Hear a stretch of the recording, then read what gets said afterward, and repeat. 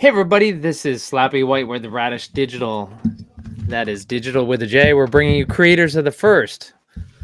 And this is live for Tuesday, November 25th, 2025. That's right, 2 days before Thanksgiving here in the United States. And tonight we've got our panel American Texan Plays and Quarantine Capricorn.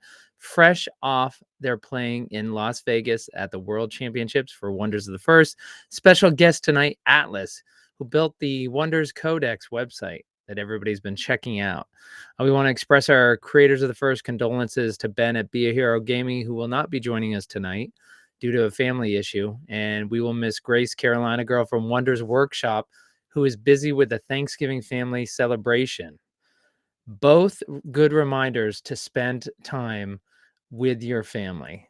So with that, let me bring the panel up on stage. Is that, hey Texan, how are you doing? Howdy, howdy. Glad to be here. I will be, speaking of family, I've got family in town, so I may be popping in and out, but I'm going to be here to talk Wonders as much as possible for all the fine folks watching live and afterwards. Thanks for having me, Slappy. Awesome. All right, Cap. I was worried you were asleep, right? It's been insane ever since I got home. I mean, I think it's insane for everybody that went, just trying to adjust to normal life and stuff, but there's just so much happening on my end, but I'm here. We're doing the thing. I'm pretty excited. Yeah, and by the way, should we have an insane off real quick? Who had it more insane? Yeah, let's do it. Because it seems to you and me, Richie, we seem to have insane lives at the same time. For example, when we played each other in Loco's Sealed Tournament, we were both in the finals playing a game we probably should not have been playing at the time. You were trying to run a concert, and I was in a car full of family, and we were sitting there playing the top two match. But I got home from Vegas. About an hour after I got home from Vegas, my wife got home from working shifts in another town, and she brought a dog with her. So we welcomed a new dog to our home when I got back from Vegas. The day after I got back from Vegas with this new dog, a tornado touched down a couple blocks away from our house. So we had our new dog and our family in the bathroom while I'm trying to get the house tornado ready. And then wait. You mean your dog, the family, and your Wonders collection in the bathtub, right? Oh, my Wonders collection is safely sealed away if there is a storm, hurricane. Okay. It's hurricane prepared. So we're good there. Then I had to prep there. But then yesterday, we had family come in. So it was just, it's been wild and crazy. Wow. Richie, how about you? What insane things you got going on? Well, I moved literally right before I had to go to Vegas, and there was just boxes everywhere. Nothing was set up. I just jammed everything in the new place and then went to go hit my flight. And so I came home to, you guys don't even understand, just trying to make this look just somewhat reasonable for now. It looks so great. I can make videos. It's halfway there. But man, it's just I came home from Vegas. I had a lot of people hitting me up about things that had nothing to do with Vegas while I'm in the middle of what's going on in Vegas. And Vegas was insane in its own right. You kind of know what we were going through, Texan, with a whole bunch of OCMs left behind, but we'll talk about that later. And yeah, it was insane while I was out there. I focused, I did what I had to do, and then when I got home, it was insane when I got home trying to get my apartment sorted and ready and organized and boxes put away in time for, we have pie night every Thanksgiving Eve. It's like our Friendsgiving, so just trying to catch up, craziness. Well, I appreciate you guys both being here for Creators of the First and at the regular panelists. And of course, we miss Grace and Ben, but we do have Atlas. And so we're going to bring Atlas up on stage. For folks who want to talk about Vegas, we're going to get there in a second, but we're lucky because Atlas is joining us from his undisclosed location in the mountains of North Carolina. That's right. Right, Atlas? That's right. I'm in the basement right now to get good Wi-Fi. Well, prior to going live, I was worried this was not going to happen. It was not looking good with his AOL dial-up. All right, so Atlas is that, of course, Grace was bummed she can't be here because she, of course, covered the Wonders Codex. And for folks who aren't familiar with what I'm talking about, is that I am going to go ahead and share that tab right now. Is that, let's see, Codex.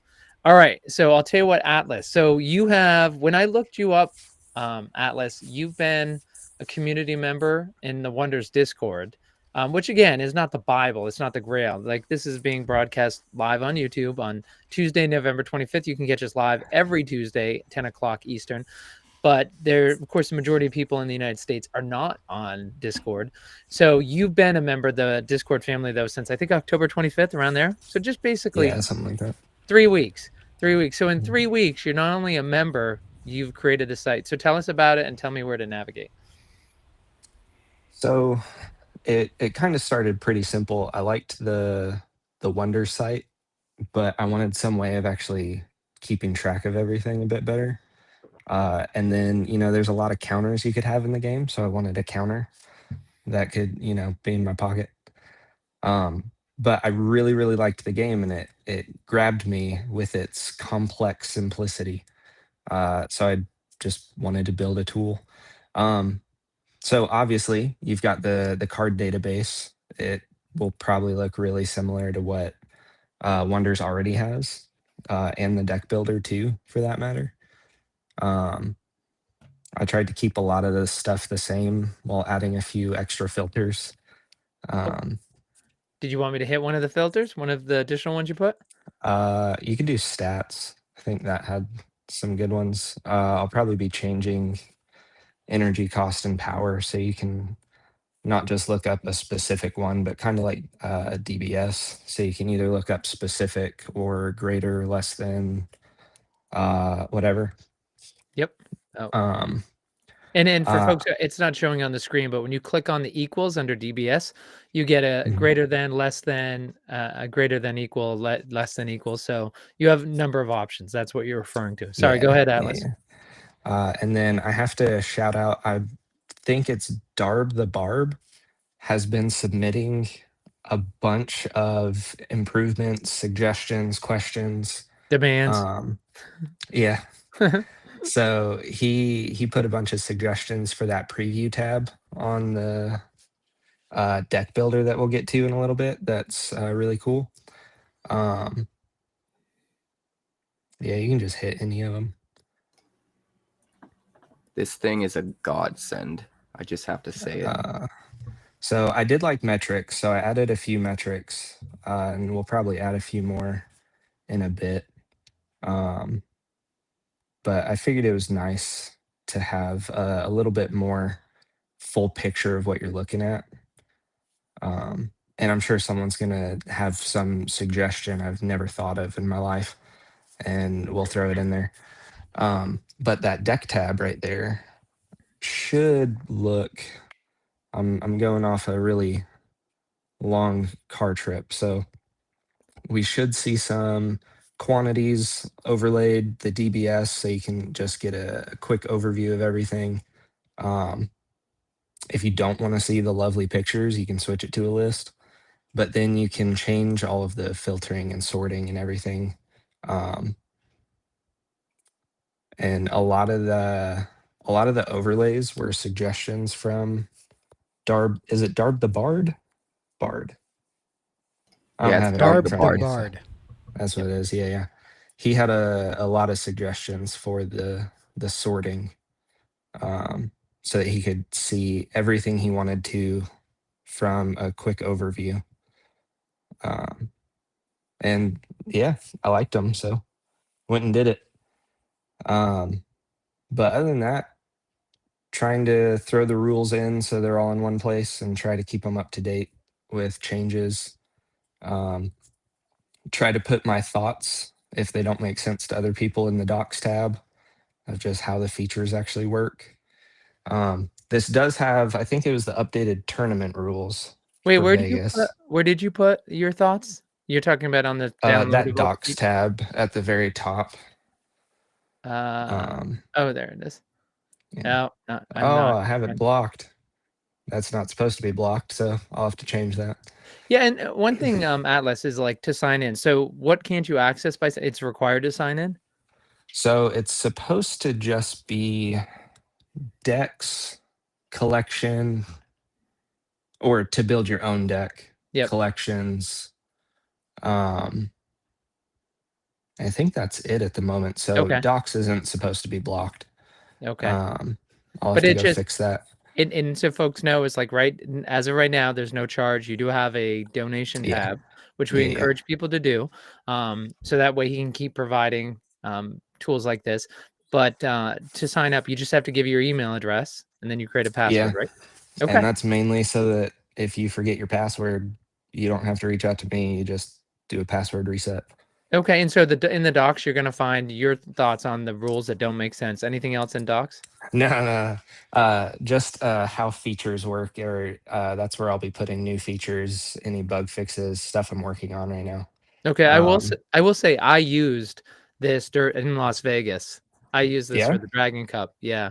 So it's funny. fantastic. Somebody else across the table showed me what they were using. It was very basic, and I showed them, which of course this is built for Wonders. So they kind of had the standard one. Yeah, yeah. So No, thank you. this is probably my favorite feature. Even I'm working on a scanner right now that it's taking a lot longer than I thought it would, but I think this is my favorite feature.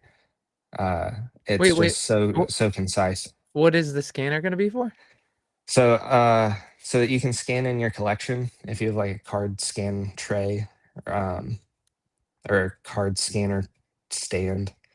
Um, just scan through it really quick, and it's a really funny challenge because I don't have one of every single card.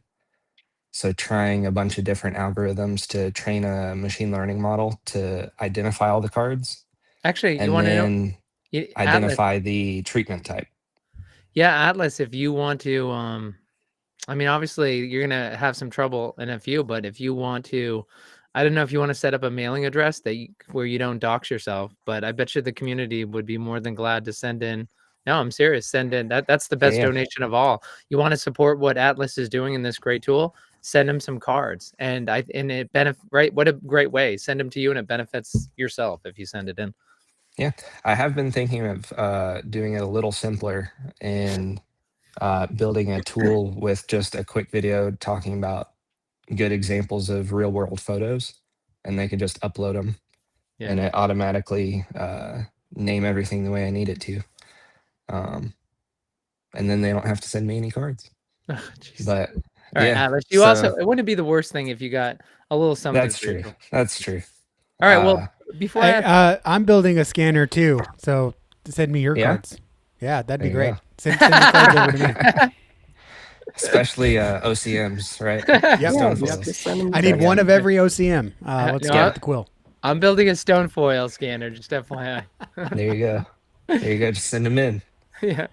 But that one will be cool. I'm trying to make it actually really practical. So you just scan it and you don't have to do a whole lot other than that. And it picks up the treatment type and everything just from scanning it. All right. Well, before we go to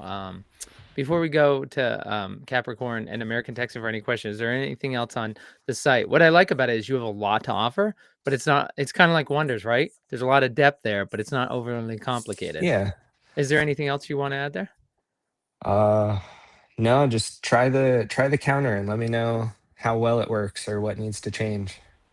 Okay. I really like this. I vibe coded a counter that kind of looks similar, and the thing that I was trying to do was figure out a way to track things in a game, but it not be public information. Because I learned if you Yeah. have a counter like that and you have it on the table for both players to see, it needs to be accurate. And if it's not accurate, they can call you for a penalty. So I was like, Yeah. well, what if I just did it so it was on my iPad and just my side of the board, and I could kind of see what it looks like? And I really like the idea. Unfortunately, though, for me, it was actually harder to manage the counter than to actually just, track it in my head. And I got used to just asking my opponents, hey, just before I attack, let me just make sure I have 7 here and you have 14 here. And if I attack, I'll do whatever.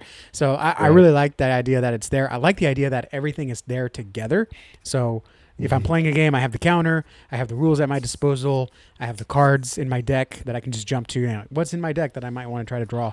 I really like that. And the idea of adding your collection in there, I could see that being appealing because, you can visually see all the cards and just kind of go through there. Is there any plans to, or maybe it's there already, am I able to show someone my collection? So maybe I can say, So hey, I am gonna anything work I on have that. more Yeah, than yeah. one of, I might be willing to trade. Yeah, I am. I have ideas on how to do that. At first, it might start as like you would create a trade list that is public. But it could be cool to add collection for public view, or just certain collections for public view if I were to add multiple or let people control that. That could be a good thought. Yeah. Cool. I like that. I think this is great.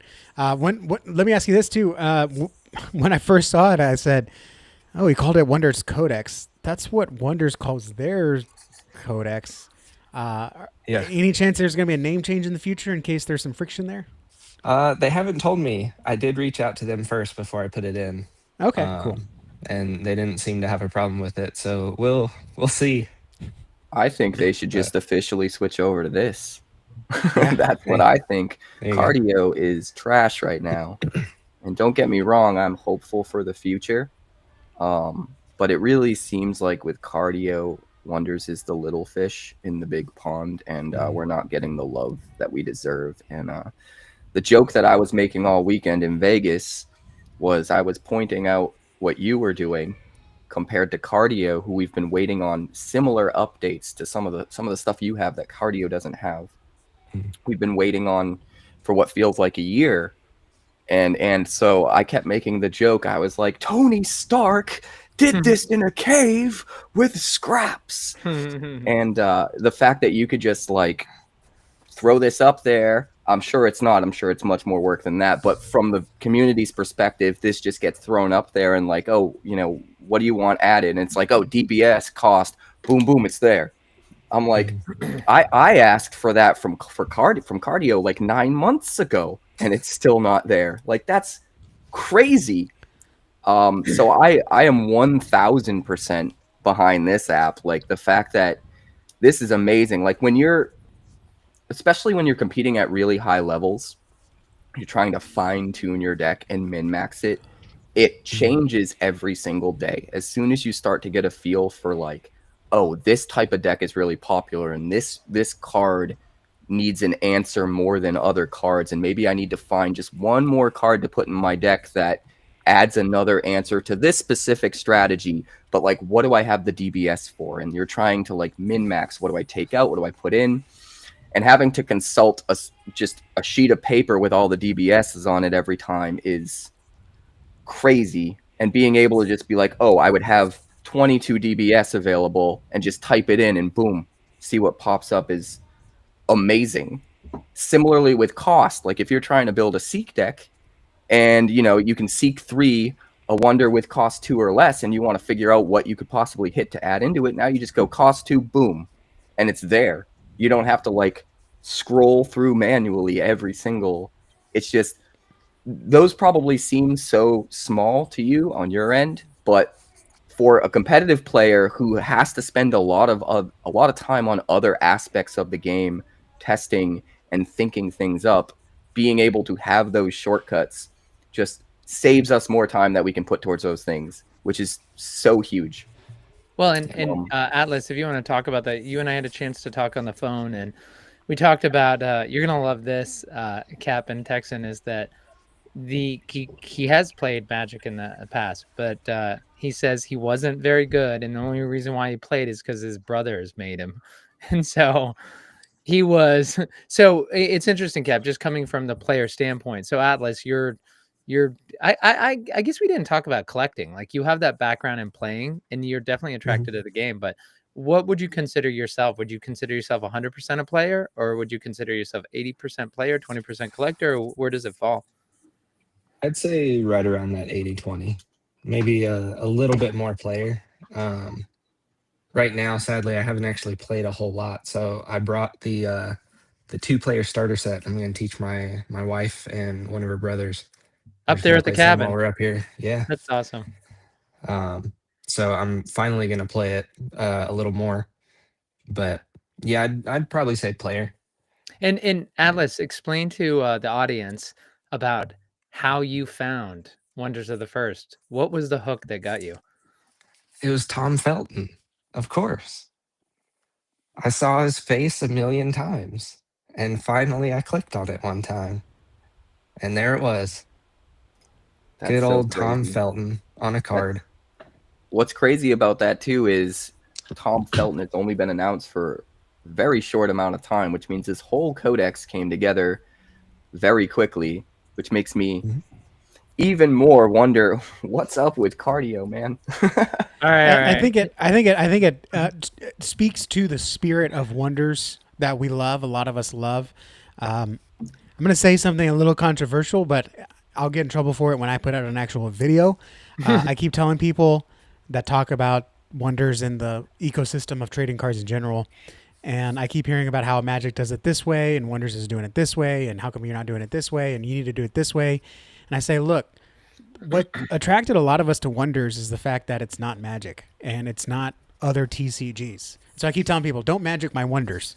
And we see a lot of that spirit, I think, in this, where one of the things that attracts a lot of us and that we love the community for and the team for is the fact that it is a smaller company. It's not Magic. It's not owned by Hasbro. There's not multiple levels of approvals and budgetary things and administrative gobbledygook to garbage up the workflow. And I'm not saying that's exactly what's happening with cardio, but like you said, Cap, we're on the bottom of the list, right? Because we're a newer game, we're a smaller game, we have the fewest logins, whatever it might be.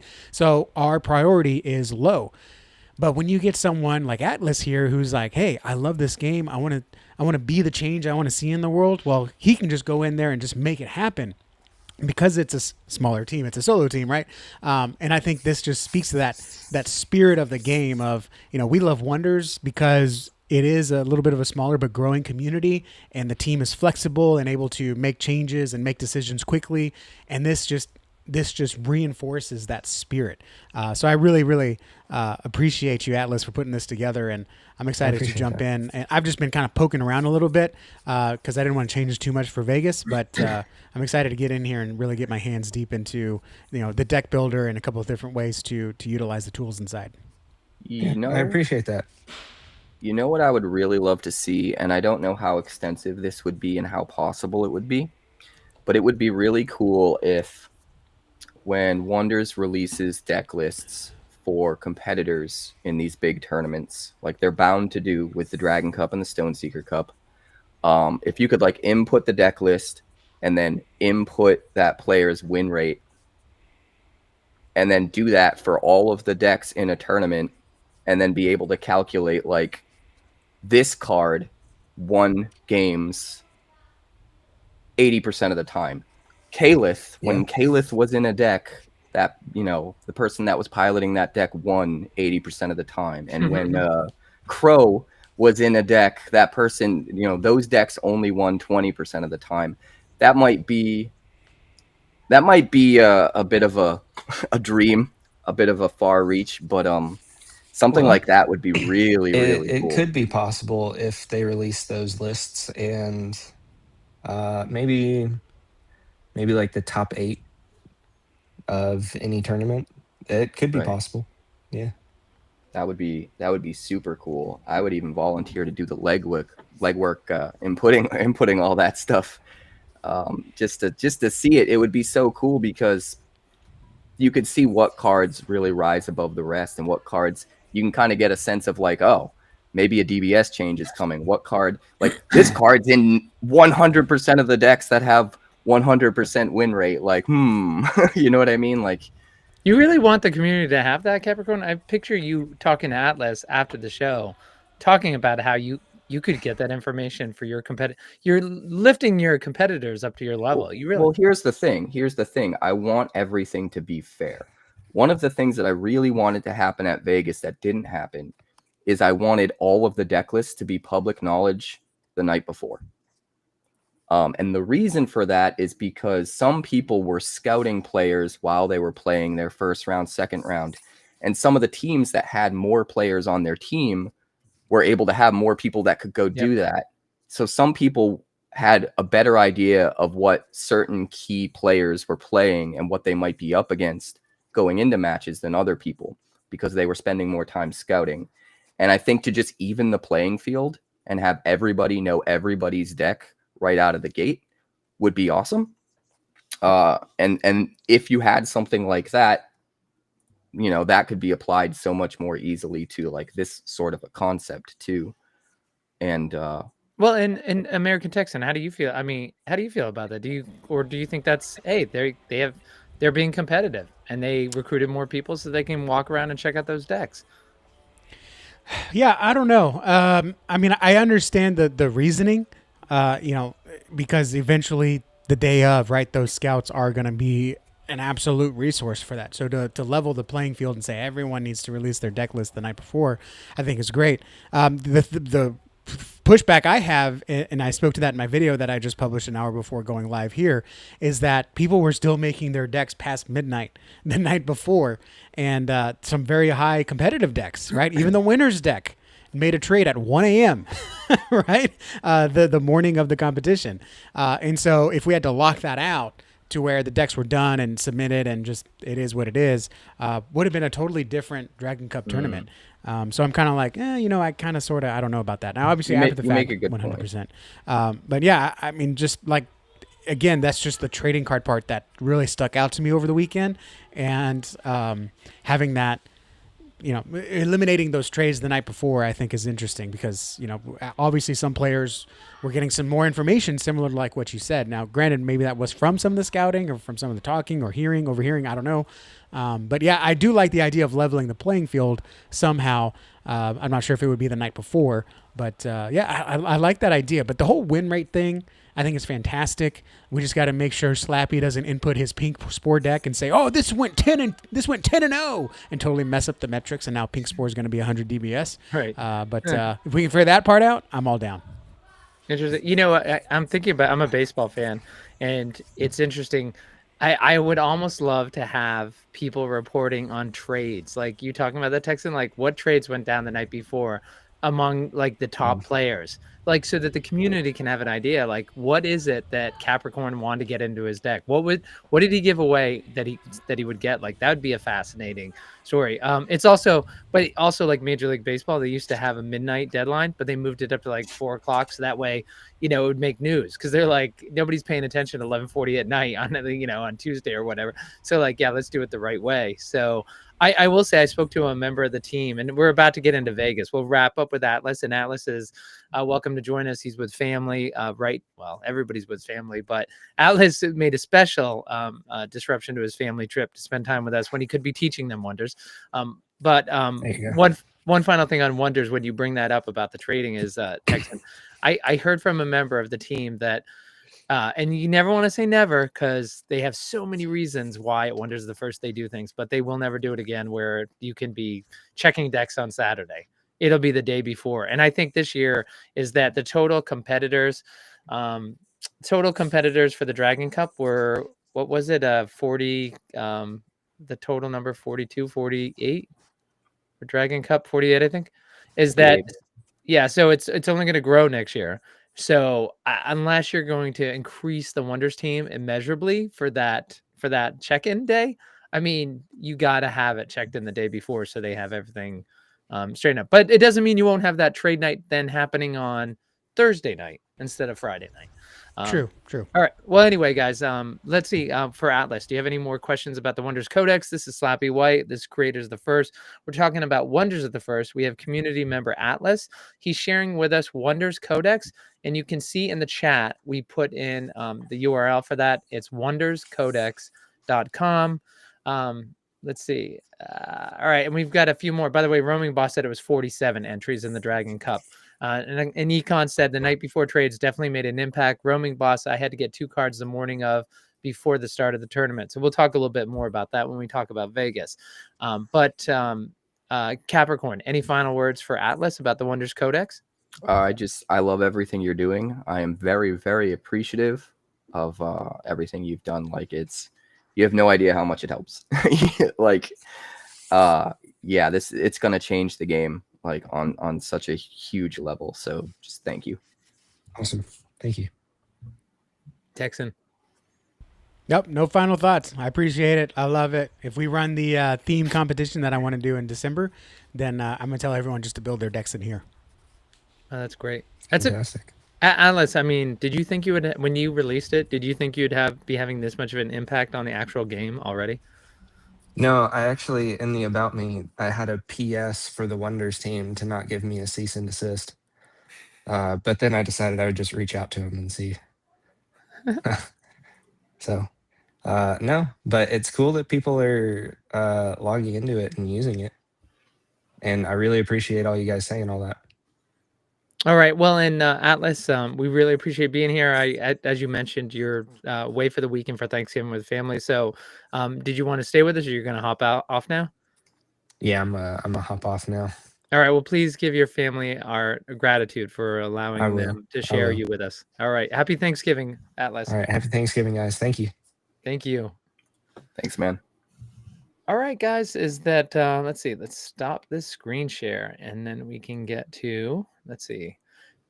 All right, so the way we got to start this, talking about Vegas, all three of us were out in Vegas, and of course, only one of us was really competing for the championship. I came away.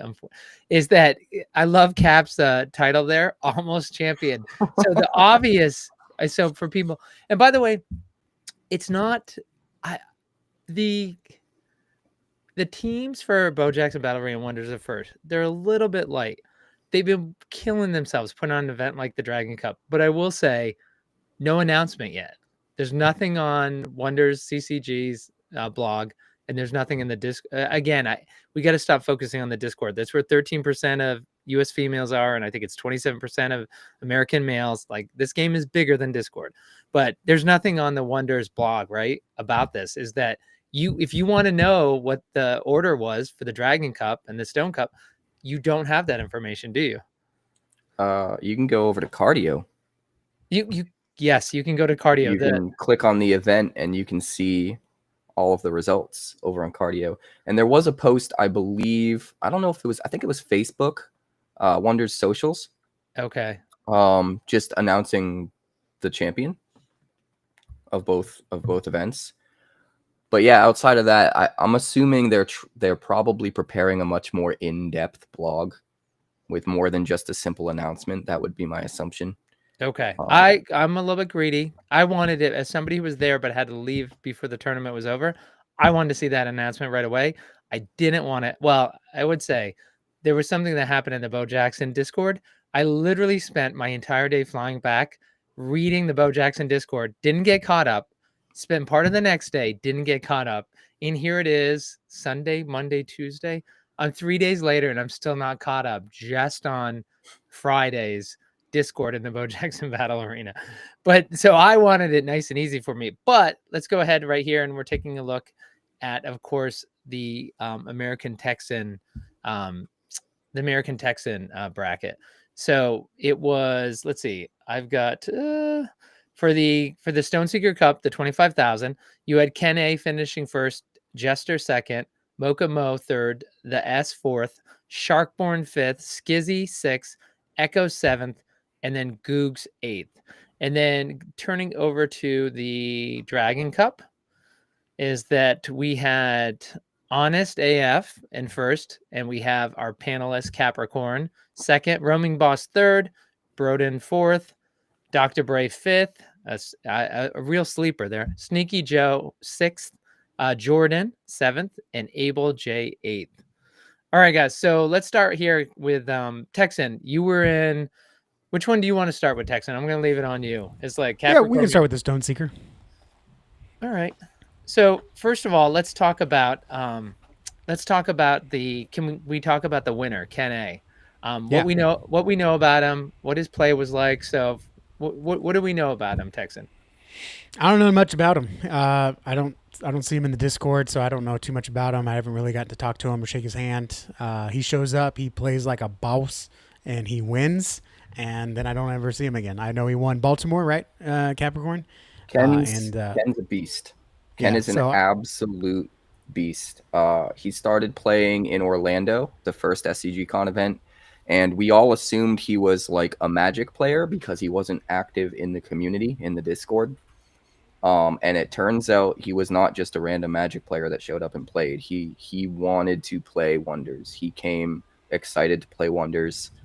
I think he learned like a week or two before the Orlando event, but he got in deep and he wanted to come and compete. It wasn't a last minute decision from a Magic player that most of the players in Orlando was. And then he showed up. I don't remember if he was in Houston or not But he was I definitely don't in recall Baltimore. seeing him in Houston.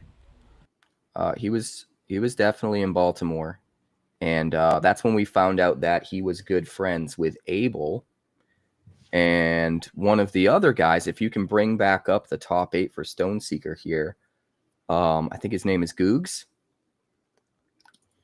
But the three of them, Googs, who is in Stoneseeker, Ken, who is in Stoneseeker, and Abel J, all friends, all play testing together to get ready for these events. And so they showed up in Baltimore, and all 3 of those players were top 8 players in Baltimore in both events, both main events in Baltimore. And they came and they brought the heat in Vegas. So those are 3 newer players that kind of flew under the radar of the Discord, but are deeply committed to Wonders regardless. Not just Magic players flying off the cuff. And they're all doing really well. They're all really, really good players. But Ken is an absolute beast. I've loaned him cards. And this is a reminder of course, we talked about it on the show, how many people are actively playing Wonders. We heard back from the team that we were wildly underestimated the number of people who were playing. And again, the point I keep making about Discord is we tend to get in our echo chamber and don't realize just how explosive this game is. And for folks who are wondering, they want to see more, like, I can't recommend American Texans video enough about the people who complain about, I can't get any cards. I can't get any cards. Like, I loved the conversation I had with Brian Tinsman about that video. I was like, the veil of just a player and hating collecting has been ripped off the players, like in Wonders the First. Frenchie he's laying it bare naked that all players are collectors and they want it. And I just love the fact that players, they don't want to just play with them. They want to collect them too. And so they won't admit it. Like, they're going to get angry. They can't get it. And even though American Texan produces a video that shows them they can get the cards they want, they're going to be mad because they're not getting the other cards they want. Oh, wait, let me bring that up there, Cap. Let me see if I can get you in the... I'm just a player. I'm definitely not a collector. I'm definitely not excited about these promos from Vegas at all, right? But Texan is that these folks who are coming in, and of course, they're flying under the radar. Capricorn says they're not part of the Discord. And again, Discord is a minority social media participation in America. So is that, Texan, do you think that's going to grow exponentially, or you think it's just going to grow as our community grows, where we're like, oh yeah, I mean, so this year, you would say, let's see, we started with the, let's see, let me get back to, we started with, okay, starting with the Stoneseeker Cup, is that as we look at these top names, is that for Texan, how many of these people are you not familiar with from the small community that is Discord? Not familiar with Ken. I did meet Mocha, and he's been more active in the Discord as of a few weeks ago. And then Googs, I'm not familiar with. Okay, Ken and Googs are the only couple that I don't think I've seen in the Discord. Okay, so 2 out of 8. So let me ask you this, Texan. Next year, 2026, the Stoneseeker Cup, what out of the 8 are going to be people you've never heard of in Discord? Is it going to be 2? Less? I still don't know. I'm still learning this competitive circuit, and that's the thing, is like, I know the fact that Ken and Honest AF won this year. I mean, next year that could mean another 60 Kens and 60 Honest AFs show up to compete, and they're going to be top. They are going to be all the top 8. And, they were just playing in the background, like you said, Cap, play testing, enjoying the game, playing the game, learning the game, perfecting their game. And they weren't part of the Discord. And that's not good or bad. It just is what it is. I don't think I can call it. I would love to say, Shark's going to be back into it next year. I would love to say Gesture's going to be back into it. Echoes, of course, right? Echoes just picked up the game in Houston, and now he's top 8. Like, let's go. So I love that for him. But I could not even attempt to make a prediction because it's just too volatile. Like I said, Ken and Honest AF winning this week is going to bring the heat next year for sure. All right, well, Cap, he's not going to go out on a limb. I'm going to ask you to. Next year. There ain't no limb to go out on. Oh, you can't play both ways. There could be 50 of them. Or maybe. Yeah, I mean, I have no idea. I honestly have no idea. All right, Capricorn, out of the top 8 next year, how many of these are going to be people like you're not even familiar with? All of them. Oh, except for every single one. except for American Texan, who will be in the top 8. No, he's going to be in Dragon. All of these top 8 are going to get scouted by collectors to be a part of Dragon Cup next year. You got to remember, Dragon Cup, if they do it the same way next year, there's going to be 2 or 3 times as many OCMs and formless foils out in the wild, because we're going to have more sets. So there's going to be way more players able to jump in on this, and That's true. No, it's not true. It's no. You see the trouble we went into with the Geek presale. So of course the OCMs are absolutely limited. We heard from Brian in our interview with him that the total collection is, we say it's a set of 401. It's 481, right? Those are the one of ones that we have. And so then you looking, and of course there's special rules and all that. But like, let's say there's 481 with OCMs, and then this one's going to go up a little bit more for Call of the Stones. So the amount of entries is, in addition to being, we assume it's just 481 stone foils, right? That's the limiting factor. Now we're going to add another 481. But in fact, the OCMs are essentially static. So the OCMs that you need, so if the community is growing, like if the community more than doubles, then you actually don't have that effect where the pool for the Dragon Cup should double. If our audience, if it quadruples, well, they're still fighting only over the same supply we had last year. So now we have 4 times as many people chasing that one. So the result is, instead of, this group all getting 25, now they have 12 and a half. Or, it's like, I guess, no, if we're going to do quadruple, instead of everybody getting 25, they have 6. Then you have to trade with somebody so you can get up to that level. So the only thing I would say to be careful about when you guys say, like, no, that we're going to have more, is that Frenchie as a collector is very clever to make sure that he monitors the demand, and he doesn't let supply overtake demand, so it waters it down. So it's interesting with you guys that it brings me back to, and I know Texan dabbles in the Bo Jackson world, but in Radish Break Room, we're talking about the LA World Champion boxes, which are going to be delivered in like 14 weeks. And somebody in the community said, should I wait 7 weeks? There's some smartness to that, because you're saying, like, well, when people, the codes went out and you could pre-buy it, and there was a lot of FOMO and people were willing to pay it. And then when they arrive and people start ripping it, people will pay a lot for it. But what about that mid-range where it's 7 weeks in and it's not all the way 14 weeks, when people aren't paying attention? And 10 Tex and Gen Con said, yeah, that's the best time to buy it. And I'm like, in the old days it was, but with the Ken Griffey set out, it's going to hit the tipping point. So my whole thing is, when Tom Felton, I mean, we just saw what Atlas was saying, where he saw those Tom Felton ads. He came in the community. He built the Wonders Codex. So imagine how many people are going to come in, and they're all fighting over those limited OCMs. So I'm telling you, is like, I don't think it's going to be that easy to like blow up the Dragon Cup. I think that the OCMs that are out there are going to be more efficient. So I'm not saying it's not going to grow, but I think what you're going to see is the Dragon Cup is going to probably grow this year, but then it's going to slow the growth, because people are going to understand these things are very important. I need to hoard them. I need to collect them. I need to build it either as a player or a driver. Or I think it's going to scale with how many sets are out. There's only 480 cards that have OCMs currently. Another set comes out and there's 960 cards that have OCMs. So you could field double the players. I know behind the scenes, we're talking with our backer, Bazooka, B-Jamps. When we were barely able to get the OCMs we wanted, even with how big B-Jamps collection was. Having the right OCMs for the right deck is where things get tricky. And so we had just enough for 4 players. But when COTS comes out and the number of OCMs available to use in Dragon Cups doubles, we should theoretically be able to bring on another 4 players and grow the team to 8 players. And then, I think where it gets interesting is you're going to have more and more OCMs available to build decks with every set. But you're still only going to have that limited number of specific OCMs for specific cards. So what you'll see, I think, is if we can use this Dragon Cup as a way to gauge, we had about 50 players with 1 set's worth of OCMs. So, if we get 2 sets next year before the World Championships, and we've got triple the OCMs, maybe we get 150 players in the Dragon Cup next year.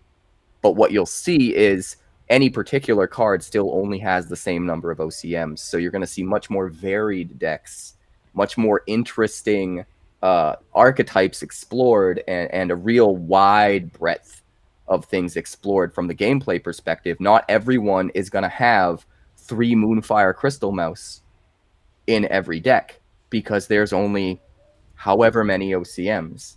Right. So it'll be really, really interesting to see the decks become more varied.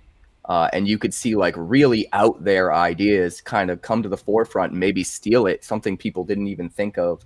I think the Dragon Cup's only going to get more exciting. And you're right in that it can only scale up so much because there's still only so many OCMs, but it still will absolutely scale with every set released. It's going to give you breathing room. Yeah, it may not double like from set one to set 2, but it certainly is going to at least 1.5. I was talking to someone about, hey, well, how are there going to be more people playing because COTS was allocated down so well, so no one got 10 cases. So all these collectors that got 10 cases and can field a dragon deck, none of them can do that now. And I had to remind them. I said, remember, cards are a currency. So I mean, the people that got 1 box, what are the chances they're going to keep their OCM? They're probably going to trade it to someone else or sell it to someone else. And eventually, the same pool of 10% of collectors that own 90% of the collector cards, I totally made that number up, by the way, so don't get mad at me if you're like, that's not exactly how it is. They're still going to have that same percentage of ownership of the next collections because they're collectors. That's what they do. Now, we'll increase collectors. Ideally, I think for Wonders, for every 100 players we onboard, I say we, the collective we, not the Wonders team, but for every 100 players the game gains, I think we should see about 1 to 2 serious collectors be a part of that. And so we could see different ways that collectors are fielding decks. And let me tell you this too. Without the Dragon Cup requirements, 2 of these decks I know. I didn't get to see Ken's, and I'm kicking myself that I didn't really watch Ken play. But I can tell you that Jester's deck and Mocha Mo's deck, number 2 and 3, right? They were decks that I've never seen before, totally off meta, using cards that are not typically used at a level like this. And it was amazing to see where they have all the decks, all the cards available to them. 2 of the top 8 were using decks that no one else saw coming. And those decks would have been very easy to field in the Dragon Cup. Now, whether or not they would have gone forward as far in the Dragon Cup, I don't know, but I believe they would have. So there's plenty of outside ideas that you can do to create a very viable deck when everyone else has all the nexuses and the mice and the quills. Like, let them have all that. You can still win without it. And that's what I'm excited to see. You guys are, unfortunately, I didn't have my cheat sheet, my piece of paper and pen when you guys are talking. You guys are so interesting that I actually, by the time I could pull it out of the drawer, I forgot what I was going to say. That's the whole point for the pen and paper. But I will say a couple community comments that are in here. We've got Tasha. Of course, she's active in the D word. We don't want to keep saying it. I won't keep an OCM. They're leveraged for more cards. For me, and she laughs. I will say though, Tasha is like, I had a chance to talk to her early on, and I can't remember what she has. Is like, God, does she have a mouse OCM or she has something that's she has a common foil quill. Okay, yeah, and I remember saying to her like, and it was great. There was a community member who sent her, I think, a sleeve and top loader to protect it. Like she didn't have anything, but I was saying like, no, on that one you got to keep it. I will say there's a question. We'll get to it for a second in the community. From the questions are coming in a little bit faster. All right, I wasn't keeping up with that. All right, let's hit. Come on, Radish, you're hitting the big time now. Come on. I know. One question that this raises is where is the balance of building decks with OCM versus paper cards, play versus collector cards? Cap, Tex, either one of you guys want to field this one? Yeah, well, you're only building decks with your OCMs and collector cards if you're planning to play with the Dragon Cup. I guess technically you could build you can play your collector cards anywhere. You could take it to any competition. They are play legal. But why you would do that, I don't know. But yeah, you really only at this time are building a deck with your OCMs if you either are playing a deck and that's the only card copy you have, or you're specifically playing for the Dragon deck. That's what I love about the Dragon Cup is because it's actually turning your collection into something more valuable. It's not just going to sit in a binder or on a shelf or on your desk. It actually has utility now, right? And which just increases the value tremendously. I was telling people at the SCG, I had a token OCM of prickly. What's the one, prickly bramble or something like that? Some no name token. Who cares, right? I sold it. Didn't get what I wanted for it. I think I sold it for like 35 or 40 bucks. Not very much, right? I just wanted to offload it and trade it for something else. Few days after I did that, the Dragon Cup was announced, and that same exact card sold for $70. So, I mean, the Dragon Cup increases the value of your collection, but it also increases the utility because now these cards just don't need to sit there and look pretty. Now they are actually a source of either competitive play, or for other people, if you hammer a formless foil quill, like, keep that. You can rent that out for forever to come because the quill's never going to be banned, so that just adds more utility and pragmatism to your collection, and I love to see that. So anyways, that's the balance. I would say be careful too. I think OCMs are going to slightly drop in value for a little bit once the hype of Dragon Cup wears off. I don't think they'll go back to what they were before Dragon Cup, but I do expect them to drop a little bit over time. But then as soon as the summer hits again and people are gearing up for the next one, I expect them to climb and probably be worth even more than they were right now, right before Dragon Cup this year, when you have so many more players interested in the game. So be careful if you're looking to offload OCMs to get paper cards, to just use them as leverage, because I think they're going to be worth a lot as soon as people start thinking about the Dragon Cup next year. I would not be surprised if some people threw away common OCMs. No, not OCMs, formless foils, which of course that's the other part of the Dragon Cup. But common formless foils, I remember the time people were like $5, like whatever. But let's remind people about the Dragon Cup. They're still going for $5. What's that? They're still going for $5, yeah. Have they leading up to the Dragon Cup? I felt they were low. All right, well, yeah, not the mice or the other highly useful ones, but yeah. Well, and we should say the requirement for the Dragon Cup, it's not all OCMs. It's 25 OCMs, and those are orbital. We've got to stop doing that. OCM is orbital color match. So those are serialized cards. And half the 50-card deck had to be orbital color matches, serialized cards. The other half had to be formless foil. And those are the ones where the artwork goes all the way to the end. They're in a foil. You can see the light reflecting off it. But the other thing we can do, right, is that we keep acting like when we were talking about the math, and I know there were a few comments, we'll get to those in a second, people talking about the Dragon Cup for next year, how many sets are there going to be. There's no reason why it has to remain 25 OCM and 25 formless foils. They could say it's 50 OCMs. Yeah, you have to play with the whole deck should be. Oh yeah, they could create. I would love to see 3. Like they have the Stoneseeker Cup, a middle cup that your deck just has to be all formless foils, and then the Dragon Cup, your deck has to be all OCMs. That'd be interesting. Maybe not. Well, and we need more players, I guess. And you're talking about different barriers, and that's a great segue into the doctor's question. I guess where I'm going for is the barrier of entry for Vegas. Everyone rocking OCMs or bigger seems high, but is it meant to be that high? And I mean, Cap, or Tex, it is supposed to be that high, right?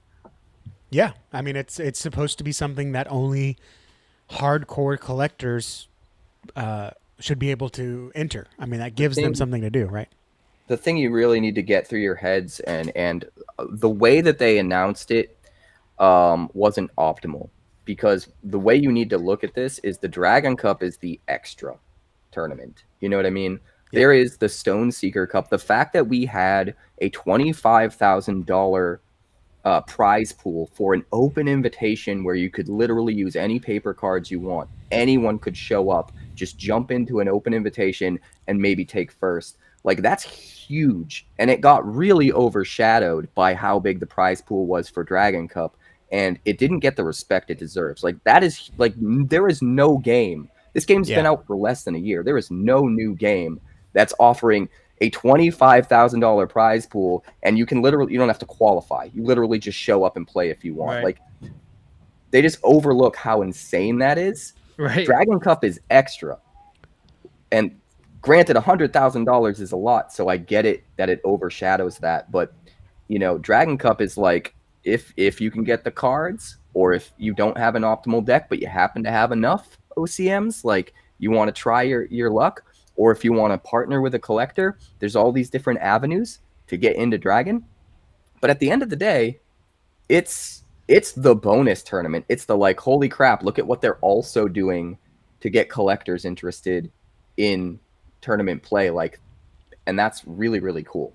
Like, don't overlook the fact that you guys can just show up and compete and go home with big money, because it's supposed to be hard to I mean, it's like asking, man, running a 40 in less than 10 seconds, isn't that kind of a high standard? And it's like, if you're in the NFL, yeah, I mean, less than 10 seconds, that's a joke, right?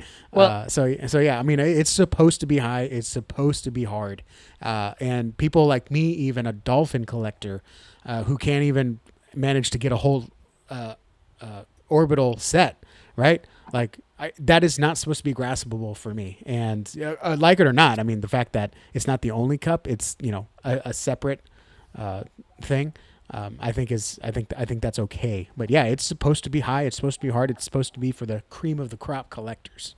all right. Well, we have a comment from Ramel, but one thing that I do want to mention right here, because of course the community, there's still, I think the reverberations are finally gone on the collector pre-sale for Call of the Stones, where everybody wanted more and more and more and didn't get everything they wanted. But when we talk about team owners funding these players, and Capricorn, you mentioned, which good for you. Like, I'm exhausted coming out of Vegas, and I didn't have time to think about that. And great comment about team owners will be recruiting the people from the Stoneseeker Cup to be on their team next year. But let's talk about, if you're a collector and you want to get into Wonders and you're saying, well, there's 100,000, I'm a collector. Not only will I have these great assets that are going to probably grow in value, but I also can fund them, and then I can fund my collection by getting great players and teaming up with them, and we split the winnings.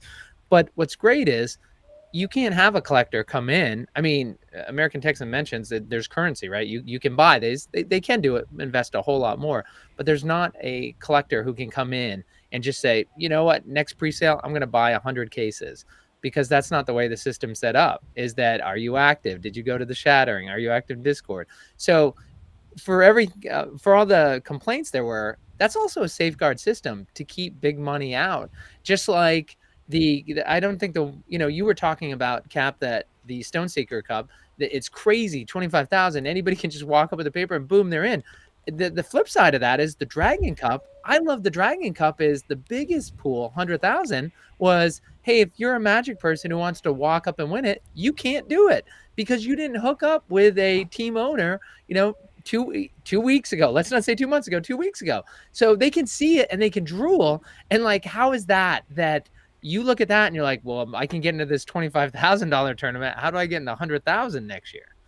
It takes dedication, and that's what I love on both sides, because you need to be dedicated as a collector to have the cards you need for it, but then you also need to be dedicated as a player in order to rise up the ranks and make sure that you're known to be worth the investment on the collector's side. They're not just going to recruit a random Magic player, because it takes more than being a random Magic player to do well in this game at the high tier of competitive play. Like, for sealed, that's different. You're showing up if you fundamentally know how to play games well. Everyone is on an equal playing field. You're opening your packs, you're putting your decks together. And Magic players can do well in that environment without having played for that long. But when it comes to constructed tournaments like this, you really have to know the minutia to do super well at the top. And there's no collector out there that's going to risk, their collection that they've invested in on a player that's not proven. Maybe you have some fringe collectors that barely have enough OCMs right. and stuff, and they might try, but most of them, no way.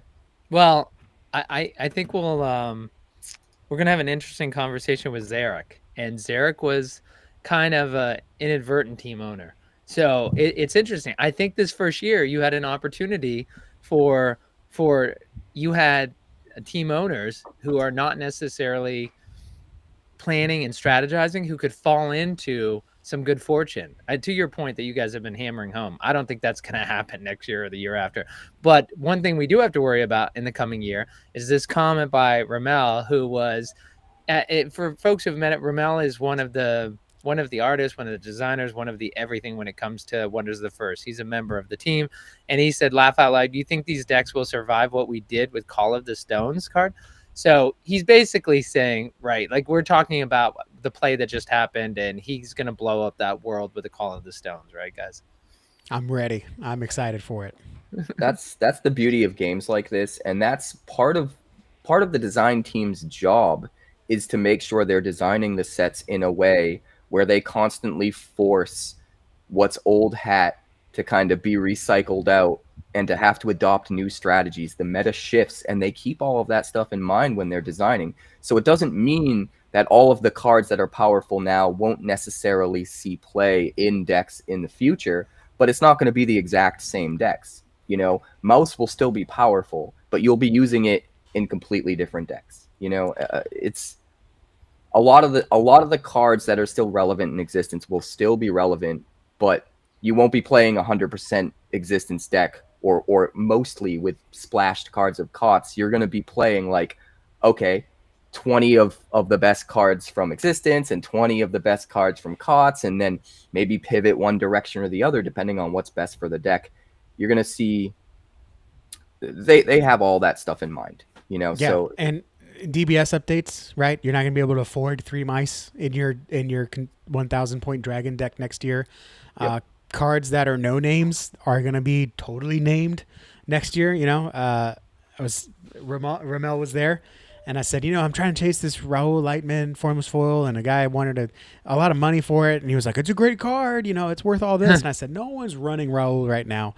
And then someone said, yeah, but when COTS comes out, and we all looked at Ramel, and he was just like, don't look at me, you know. But I'm like, hey, cards that we don't know exist right now, are very like just whatever on, you know, they could become total powerhouses. It could be the Razia of the next set. So I mean, it's worth it to hold on to these, and excited to see what comes out of it. And again, when you see these deck lists and you see again what Mo and Jester were running, you're like, holy cow, this deck was sitting underneath our noses the whole time and we totally missed it. Yeah, and it's going to be that way with COTS, because now we're going to have even more to play with. A couple comments from the community. I just want to get in. By the way, Dr. Barnard is Olo Max, and I want to let us know that. Rabanero Pepper says, wish you would have saw my deck. So far, M42 and 7. Quite the record. Tasha saying that the Quill traded the OCM Mana Core for play cards with Gerda. So, of course, great community. Also, again, it goes back to our discussion about players versus collectors. And then Olo Max saying that great differentiation. I'm not sure new players get the difference. They hear tournament but see Dragon Cup, which is awesome, but then they think they need the bling to play, which is great if you're kind of just watching by. Pepper said this question: in the next Dragon Cup, is there going to be, or will you have to qualify by rank? And I would say 90%. Before Kep says it, my guess is 90% no. They put the field at 400. Now, of the 481 stone foils that Radish tracks, if you go to Radish digital.com and you click on the Wonders of the First 481 Club, we see about 140 that have been hit. Now, we're not grabbing every single one that's out there, but we monitor Facebook, eBay, Discord, all the socials we can to try to pick them up. So when we have this next collection coming up, like, we're still not going to have 400 stone foils ripped. And if they put the 400 out, I don't see them regressing from that. Cap. I expect some really interesting things next year. So one thing that we didn't do this year, because we're a brand new game, is we didn't have an invitational. We didn't have a big tournament that you had to qualify for.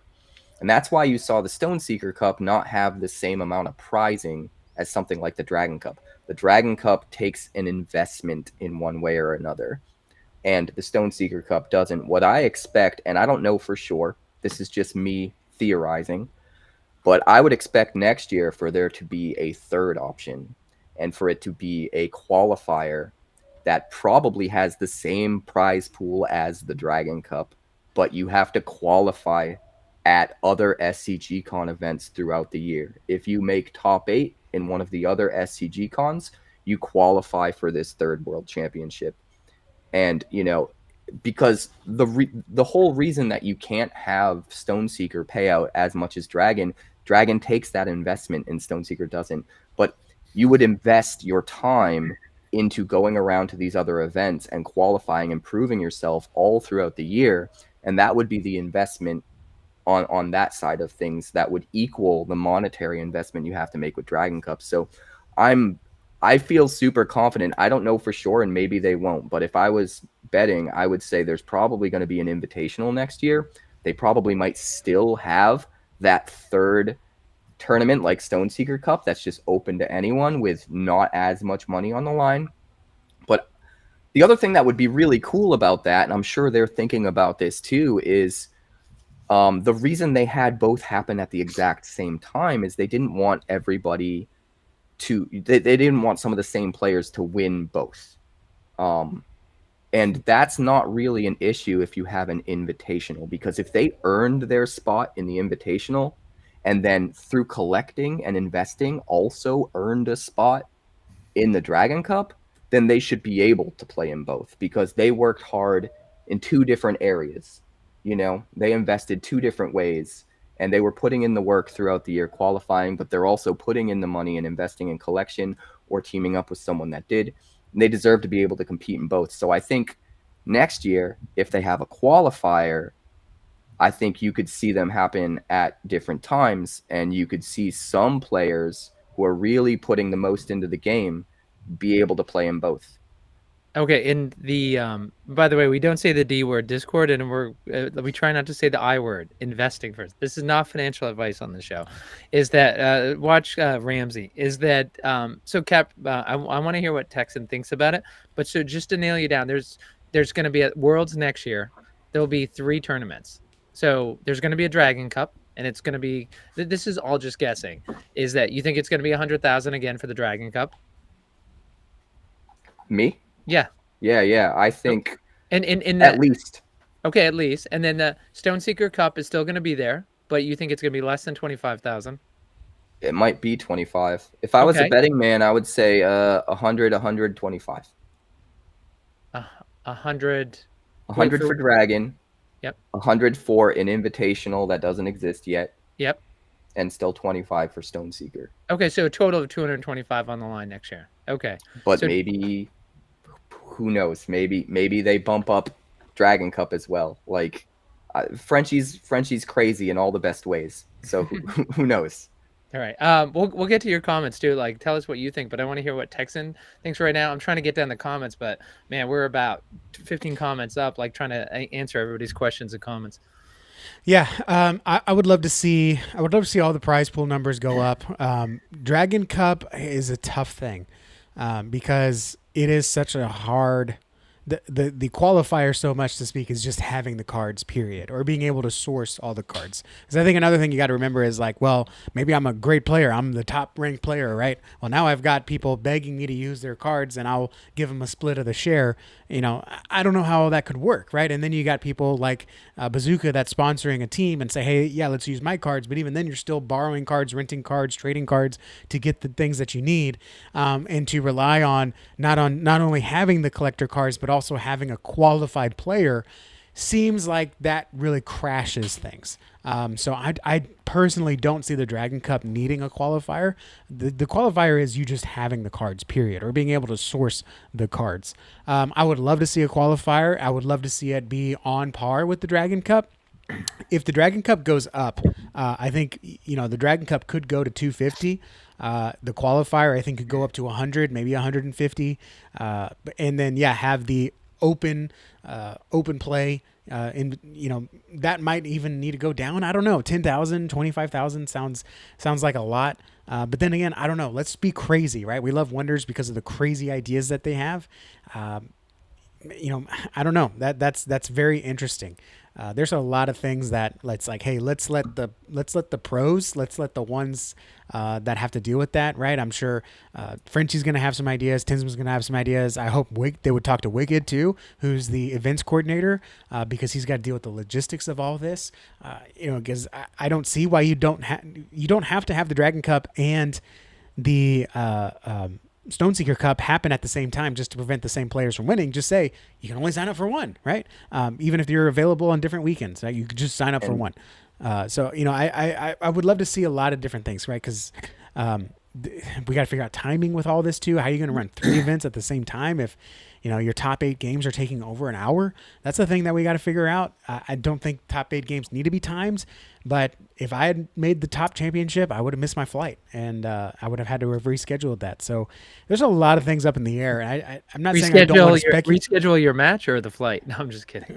Right. So I'm not saying that I have the answers or even have some ideas. I am saying, like, I love all of these ideas. I don't want to pin them down to just one.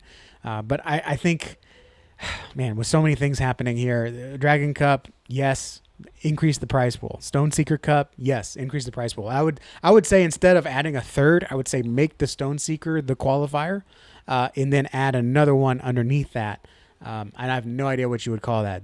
How about cup. we kill 2 birds with one stone? Maybe Valen Voss's cup, the Voss Cup. How about we kill 2 birds with one stone? We still have like a Stoneseeker style tournament that anyone can show up and sign up to, but the prizing is you get your wild card spots in the invitational. So you can show up to the World Championship, compete in like what Stoneseeker was this year, an open invitation, like anyone could show up and do it. But instead of prizing $25,000, you prize top 8 gets into the invitational. You do it Friday night. Whoever wants to show up and try their hand Friday night, and top 8 will get in. And then you have, your Dragon Cup. You could do your Dragon Cup in the morning and have it so that the invitational starts after the Swiss rounds end for Dragon Cup. Interesting. Yeah, that's a different way to do it. It almost gives you one more shot. It's just like the rest of the SCGs the past year. Another great thing is, hey, why don't we keep the World Championships, high barrier? So you've got the Dragon Cup as the collectors. You don't need to qualify, but you need to have that stone foil. That's your qualifier. Then the Stoneseeker Cup is a qualifier. You have to have placed in the top 8, or you have to have placed maybe top 16 if the player pool is not that large. But then maybe, and that's it, right? Those are World Champion has to carry some kind of meaning behind it. But maybe, during the World Championships, you have an open invite, but it is like the other SCG tournaments. It's, maybe it's the night before, so you can qualify, but it is just for prizes, right? Because the cash prizes, correct me if I'm wrong, for SCGs throughout the year, Orlando, Houston, and Baltimore, those are all for sealed. Their constructed prizes were all for product. And so maybe that's what we do, but I don't know. Anyways, all that said, the fact that we can sit here and have these thoughts and like yays and nays and goods and bads, it just shows the potential this game has, and I think that's the biggest takeaway for the night.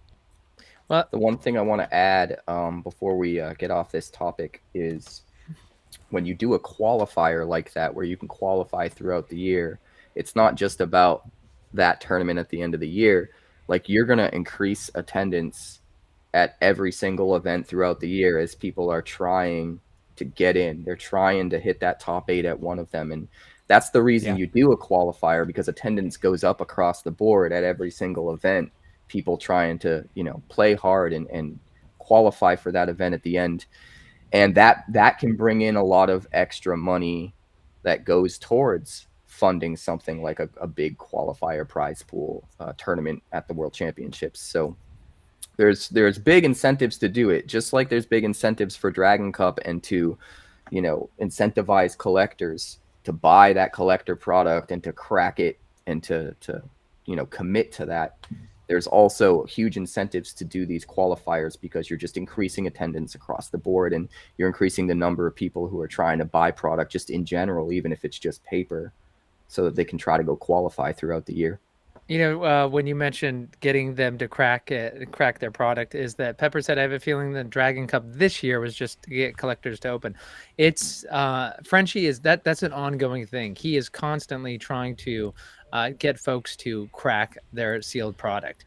And I would agree with that if the word just wasn't in there. Like that makes it sound like, oh, you got to get more product open. Well, let's make a Dragon Cup. No, I think a intended side effect of the Dragon Cup was getting sealed product to be opened.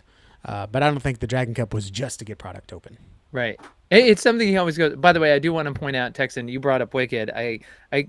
shame on me. I should have brought that up first. I've been watching Wicked since he came on with the team, and he is just he is great the way he pulls together these massive events. And he actually, I love the fact that Wicked can actually breathe and smile now. I know the early couple of events when he was still trying to get caught up, he didn't always breathe, and so it's great to see him actually smile. But he's such a great part of the team. We're lucky He's to have. I think he's got one of the toughest jobs on the team too.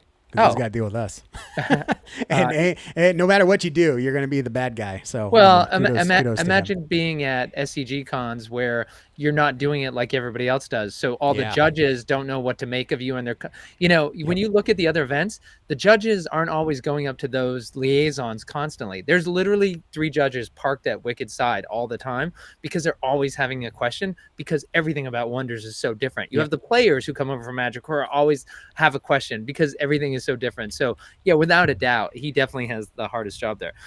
Something that you guys said, it jogged my mind. We talked about they could do additional OCMs. We could say, like, you need 40 OCMs in your deck of 50. One of the other things they could do is they could increase the entry fee, because of course this year was $250, $300 with the cardio fees.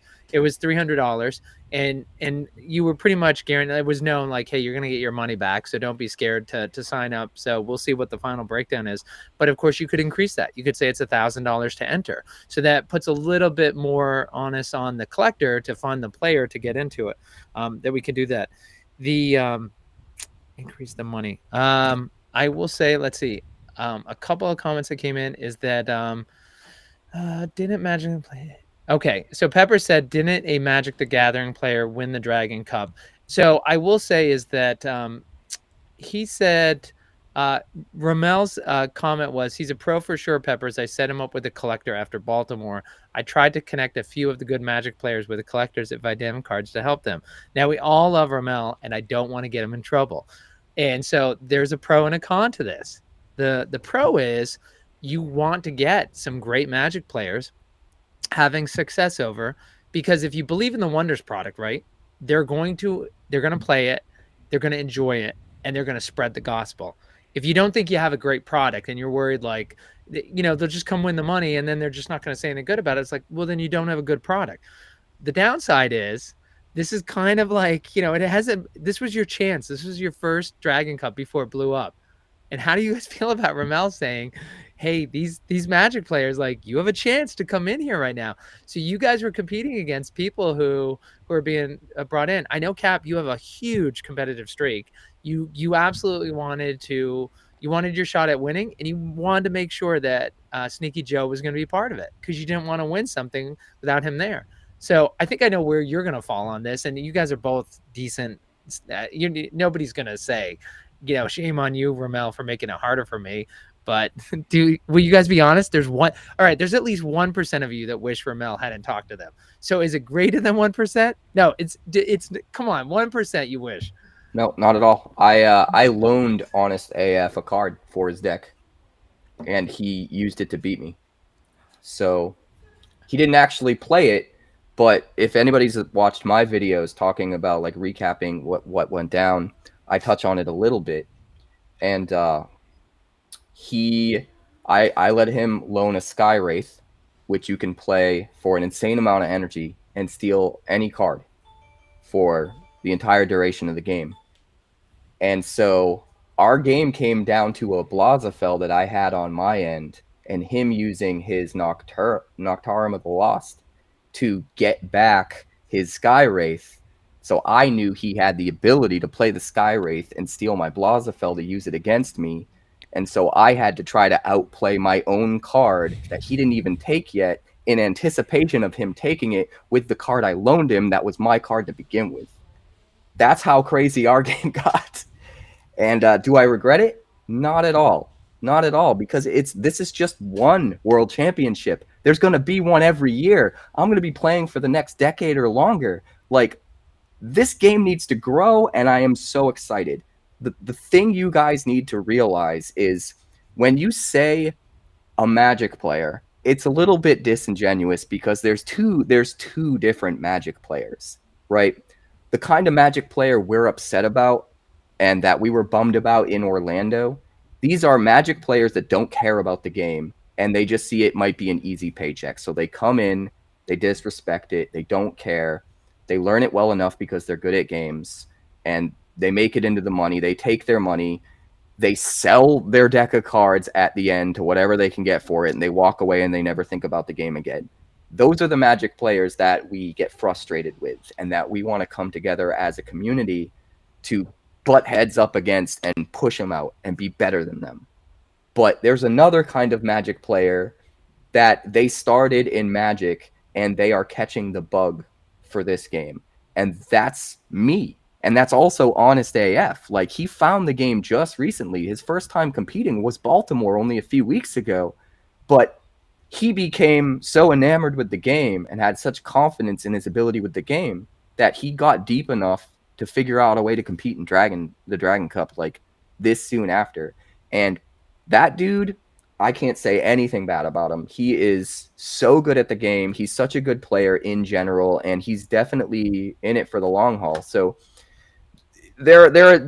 I think using the term Magic player is a bit disingenuous, and we need to come up with better terms, because there's a certain player that we don't like, that we want to fight against, and we want to push them out, not as far as them investing in the game themselves, but as far as them winning over people that kind of deserve it. There's another whole different Magic player that Honest is, that a lot of people started in Magic, quickly started to realize this is at least as good, possibly better than Magic. I think it's better than Magic, and quickly becoming big fans of the game.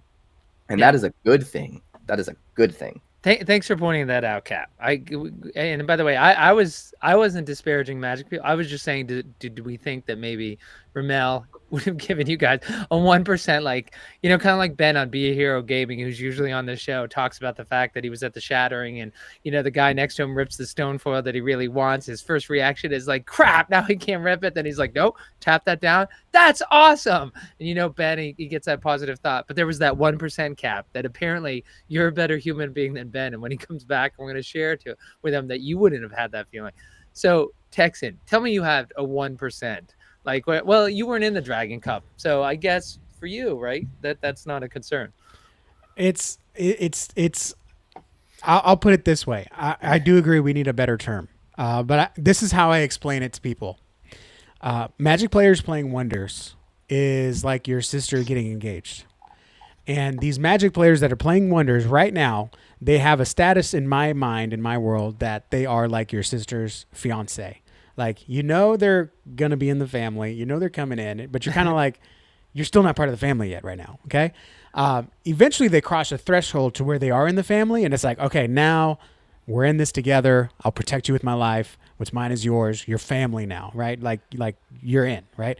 And so, for me, when someone comes in from Magic and they're playing Wonders, it's like, okay, well, I'm still not quite sure yet, and especially like Cap said, like, well, after the event, they don't want to play anymore, so they're just trying to sell their deck. And it's like, okay, you're not part of the family, you're an outsider, and you like, that is what it is. But to see some people come in, like, I've spent quite a bit of time with Mocha Mo, who came in as a Magic player, and he's a professional card player, right? Like, or a semi-pro. I don't know what the difference is. Like, he plays Magic, One Piece, Wonders. He goes to these competitions. He's a mathematician. He plays at a high level. Yes, he's a mathematician, and so he can really do some math. And he was sitting down and helping people. But what makes Mo a Wonders player for me, and I would say, like, hey, welcome to the family. You're in it, right? Is because he's sitting there the night before helping people perfect their decks. Like, hey, don't play this card. That's not going to do good against this, or that card's not going to matter. Put this instead. Like, he was helping Dragon Cup players finesse their decks before registration. Like, at the registration table, he was like looking through collections, like, no, you should play this instead. He was helping people do their decks. He was helping people in the tournament that he was playing in the cup, say, hey, you need to partner up with this person, and both of y'all take a draw.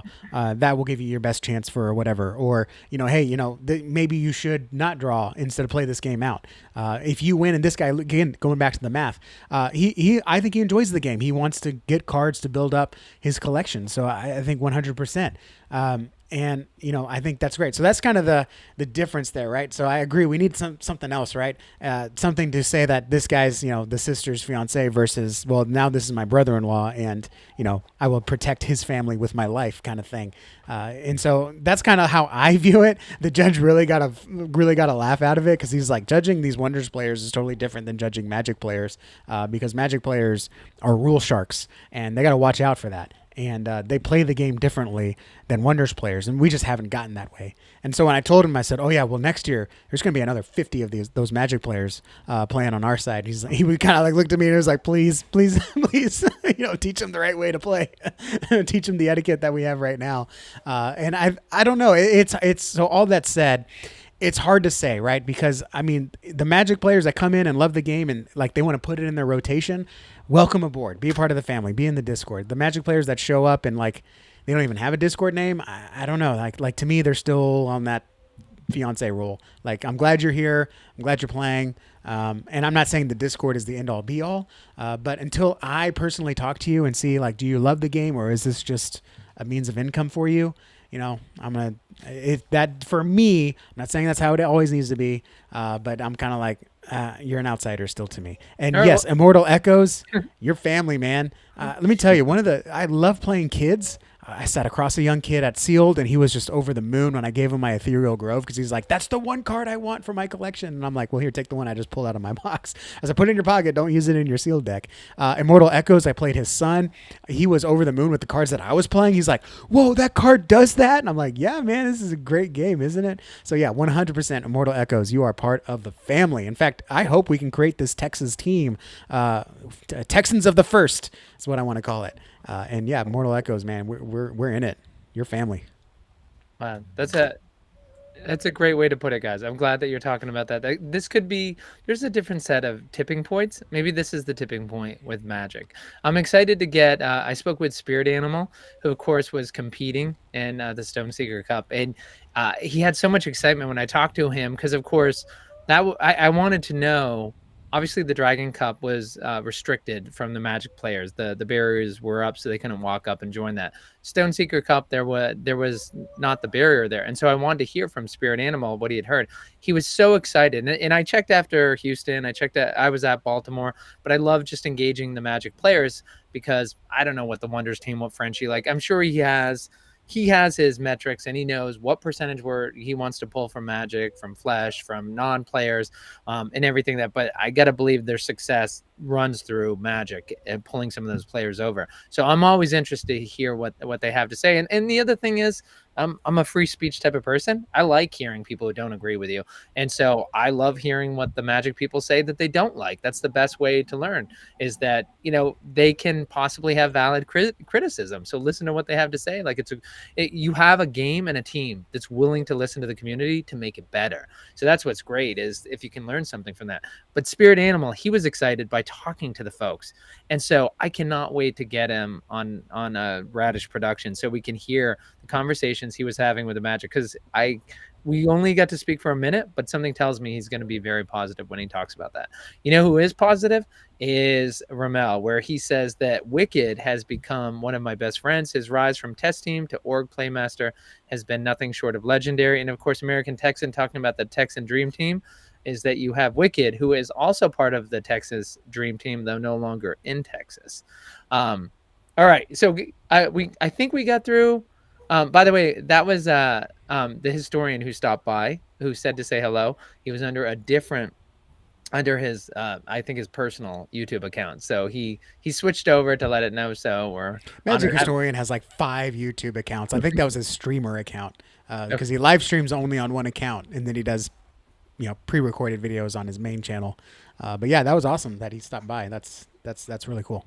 All right, one question I want to get to is that Taylor's Hungry. He says, I wouldn't be surprised if next year they continue on this trend for a Stonefoil as a ticket, but apply it for the COT set. They might use a certain amount of OCMs from COTs along with a COT stone. So that is true. You could say that, okay, now you have to have 12 OCMs from COTs and 12 from Existence. I will say... that's interesting.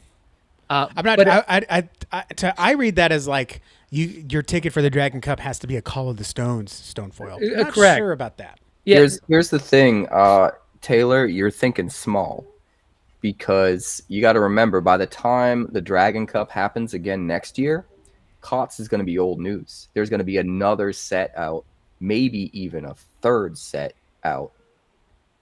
before the Dragon Cup comes Yeah. around. And so COTS is going to be the old man on the block right next to Existence by the time the next Dragon Cup happens. We're getting at least 2 sets next year.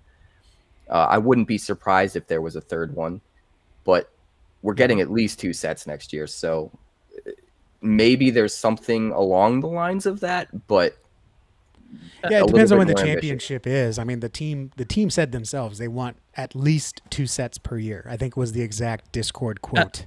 At And least two. I just want to remind the community, so far, we've managed to do one every more than 1 year. So until the team delivers one every 1 year, I will hold my breath. Well, They think will- about it this way. Think about it this way. They wanted Call of the Stones to come out this year. Mhm.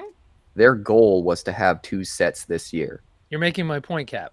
So do you think they had a goal of 2 sets next year? Do you think they're probably planning and playtesting and building 2 sets for next year that don't include COTS? I would say probably yes. And with COTS getting pushed back to next year, I would be very surprised if they don't have 3 sets for next year being playtested. Does that mean they'll actually come out and won't be pushed back? Who knows? But I would think the goal as of a few months ago was probably by the time the next Dragon Cup happens in 2026, there's 4 sets to this game.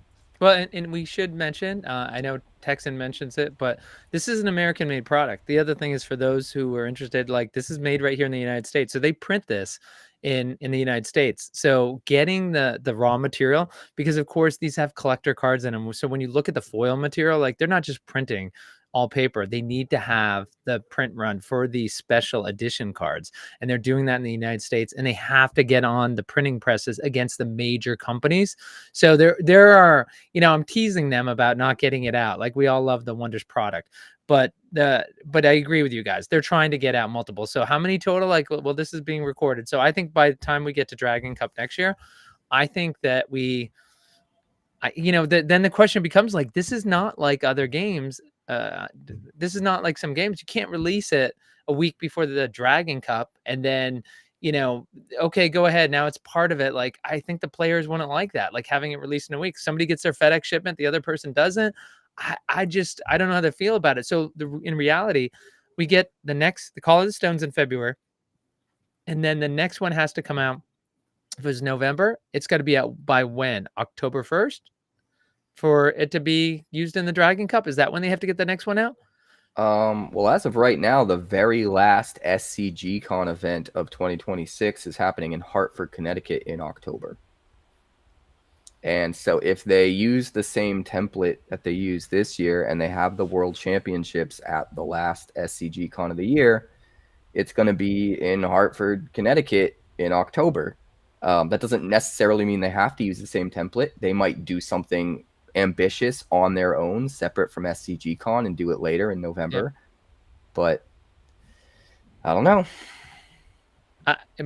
Hartford, that's great. It's going to be close for you. It's going to be an easy drive for you, Capricorn. For me, I will be moving out of New England next year, so that sucks because I would love for it to be close to me. That's not going to happen. And I do want to round out these. I don't want to keep you guys all night. It's like, appreciate everybody. By the way, big audience. Thanks for tuning in, guys. And glad to see the people on the podium who are joining us here with their thoughts and comments. For those who went to the Shattering, is that, well, Cap, you were there. American Texan, I didn't know you then, but you were not there at the Shattering, correct? Correct. Is that the Shattering was when the Existence set for Wonders of the First was released. The Wonders team is based out of Columbia, South Carolina. And they did a great event, which is when I went to Baltimore at the SCG Con, I personally thought it was depressing. Going into this massive convention center and like 10% of it's filled. And it looks like a cross between a bingo hall and an Alcoholic Anonymous like meeting. And there were like 3 vendors. And it was not like, I went on the Sunday, maybe Saturday was more jazzy. It didn't help that it was downtown Baltimore and you're not really in the Inner Harbor. But when I heard from the team, I'm like, oh no, this is the best one so far. I honestly thought the Wonders team was kidding. And then a couple other people were like, no, this is a really good event.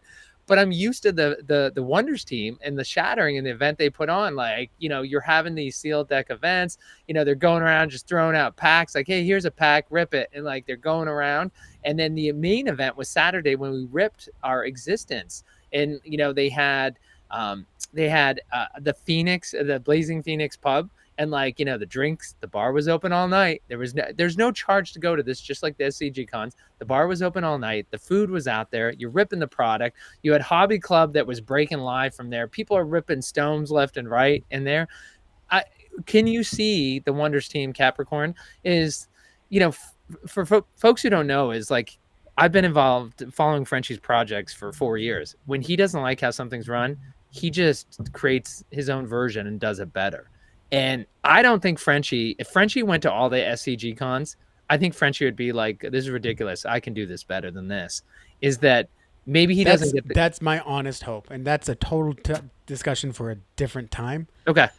I want to see Wonders not do their tournament structure like SCG does with the Swiss and into the top 8. But that is a totally different can of worms. We should open on a different night because I know the chat's going to have some thoughts on that too.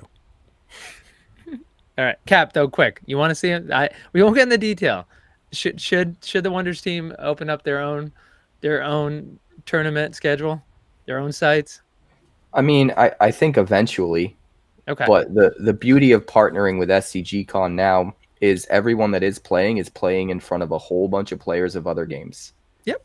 And so that's how you're enticing people to, at least pique their interest about the game and put it on their radar, and get into it. So I think for now, while the game's in a growth stage, I think partnering with SCG Con was like the smartest thing they could have done. And I think you need to continue to do that. Now, whether or not they stick to that with the World Championship, that could be a different thing altogether. If they use SCG Con as a way to keep pulling in more players, but then they host their World Championships themselves separately, that could be the best of both worlds, in my opinion. Now, you want to know my beat with SCG Con?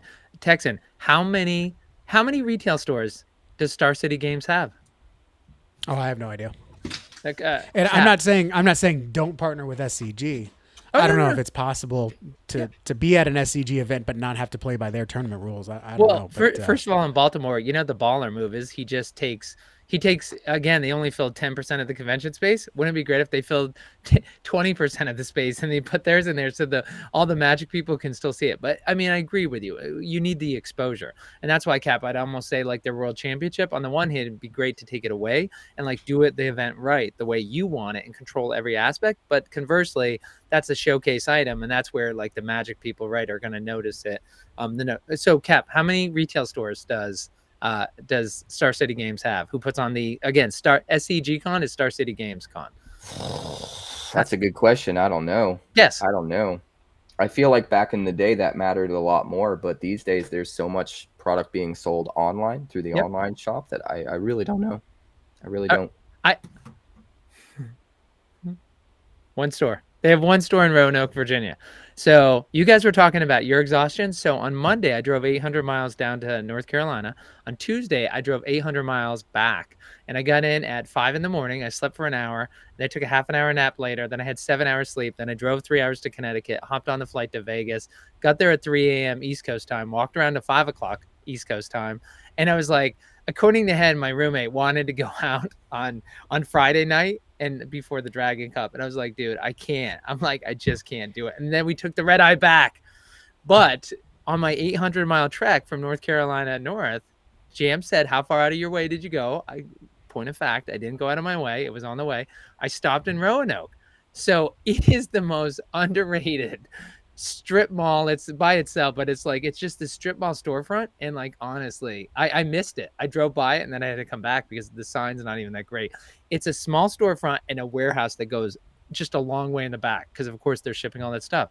So want to hear the crazy stuff? I go in there, and originally I wanted to get there. I didn't think I'd get there early enough, but I was going to try to arrange to talk to somebody. Hey, let's talk about Wonders, like shipping it and all the different stuff, call the stones, what you're going to have.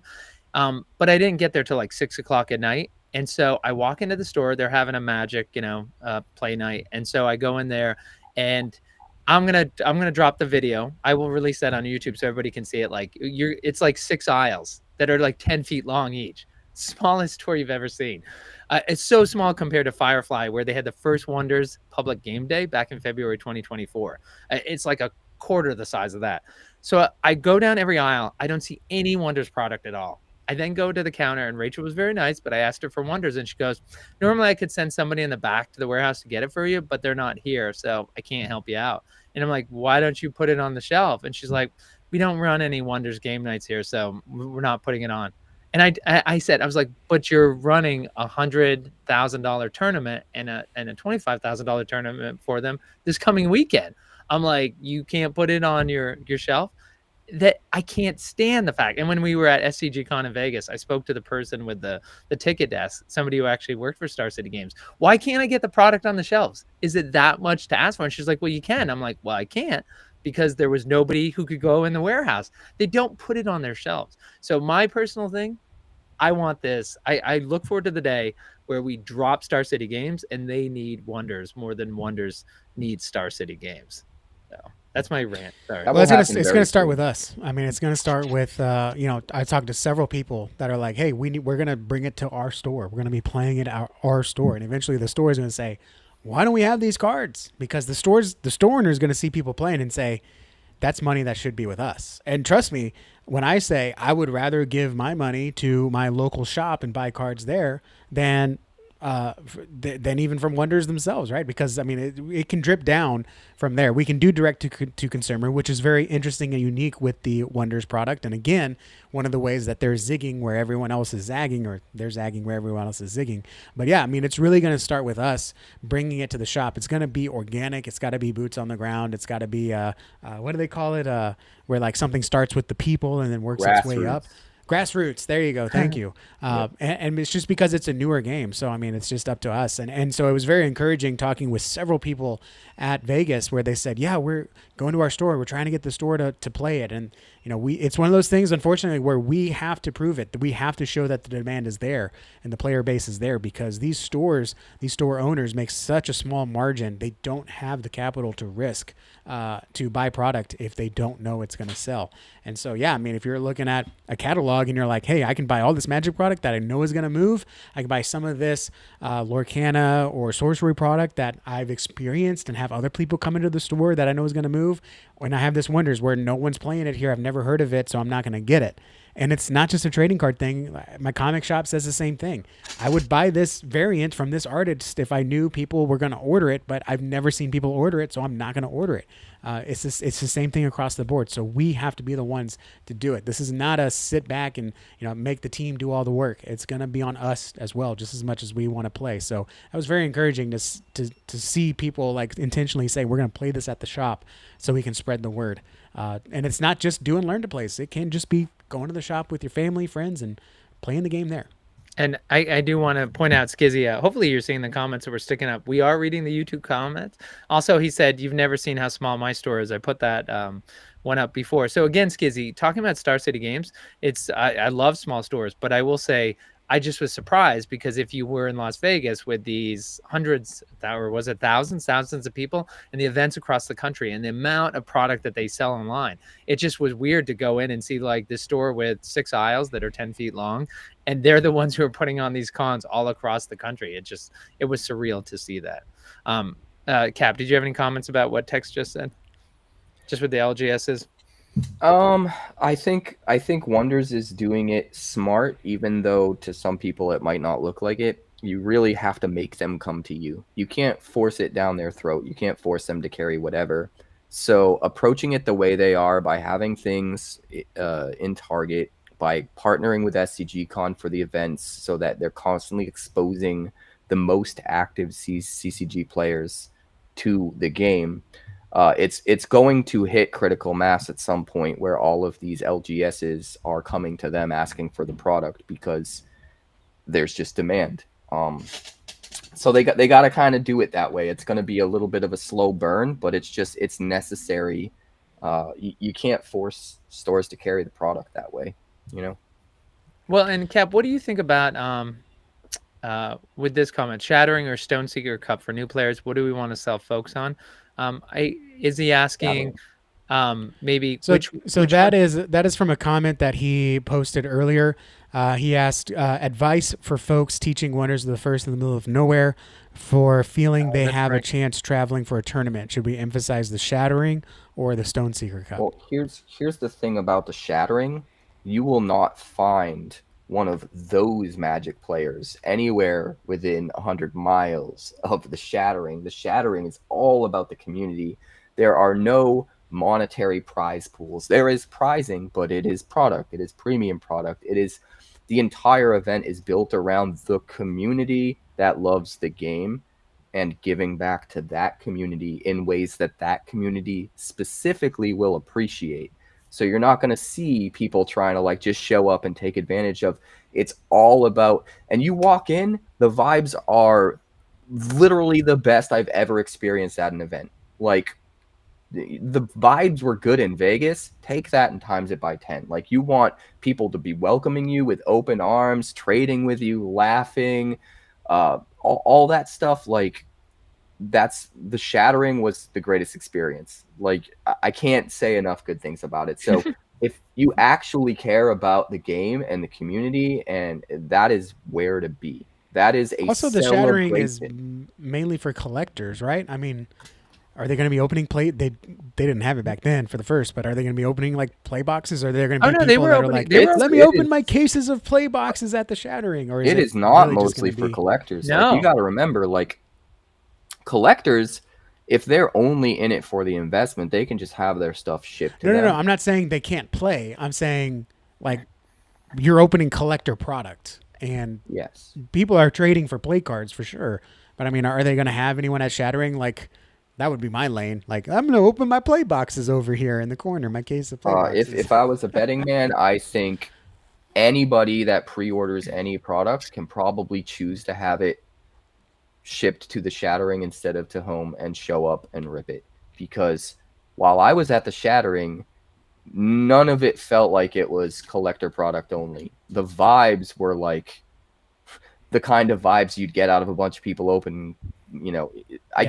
guess not It was just main playmakers, but- main character vibes. Is that what the kids Yeah, say? yeah. Like I don't know. It was the best of both worlds, to be completely honest. Like it's all about the community. Like people were so excited. I would love see to be what there. other I'll be people there were with ripping. my box and then I'll just be watching everyone else Yeah, open, but open their Cap, stuff I feel bad that and I then to can't, play.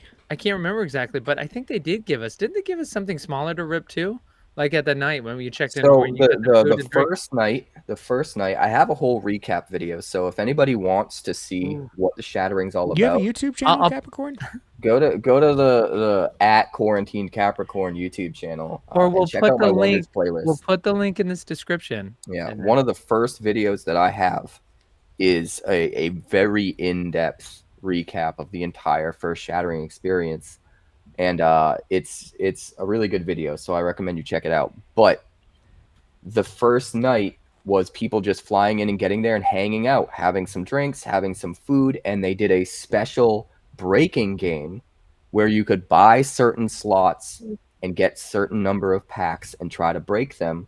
And if you hit certain types of cards, you got free breaks in other boxes, which would then eventually lead to, if you got lucky enough and hit like the OCM in that box, you would get entered into like a quill box break at the end, and then whoever got like the best OCM got the quill.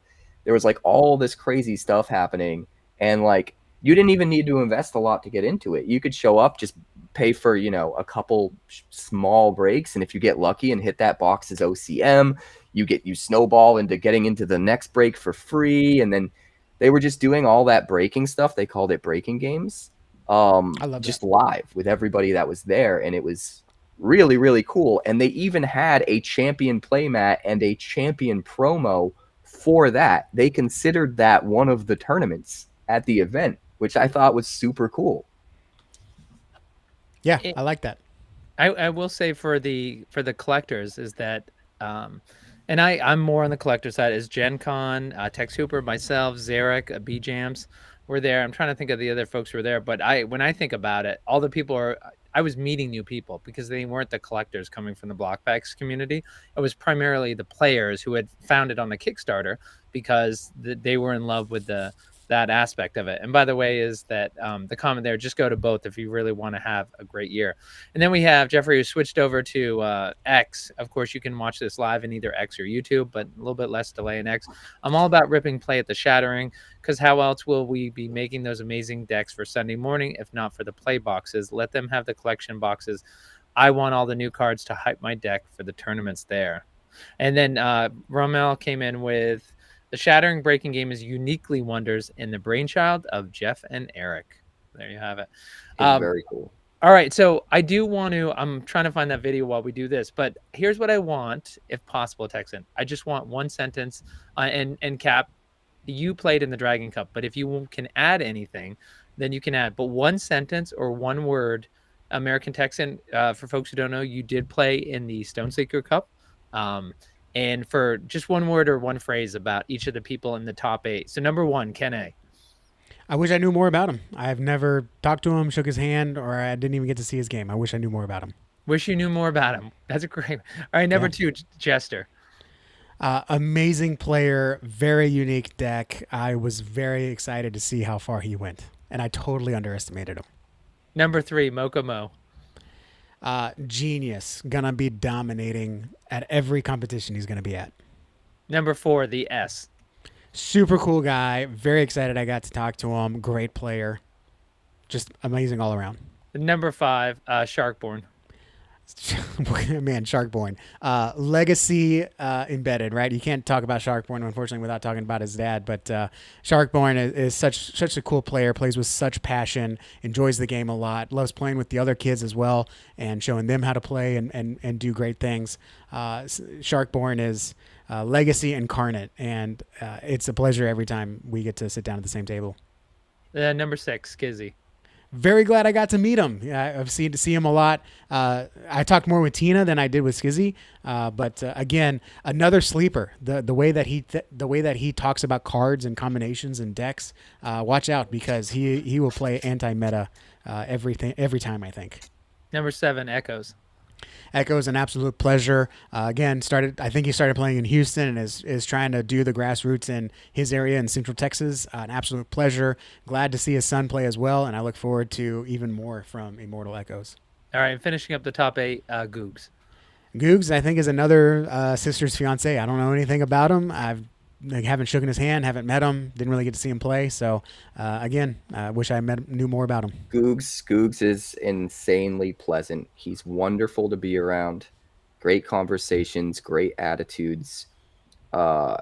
He's like if Ken and the spirit animal just merged into one person.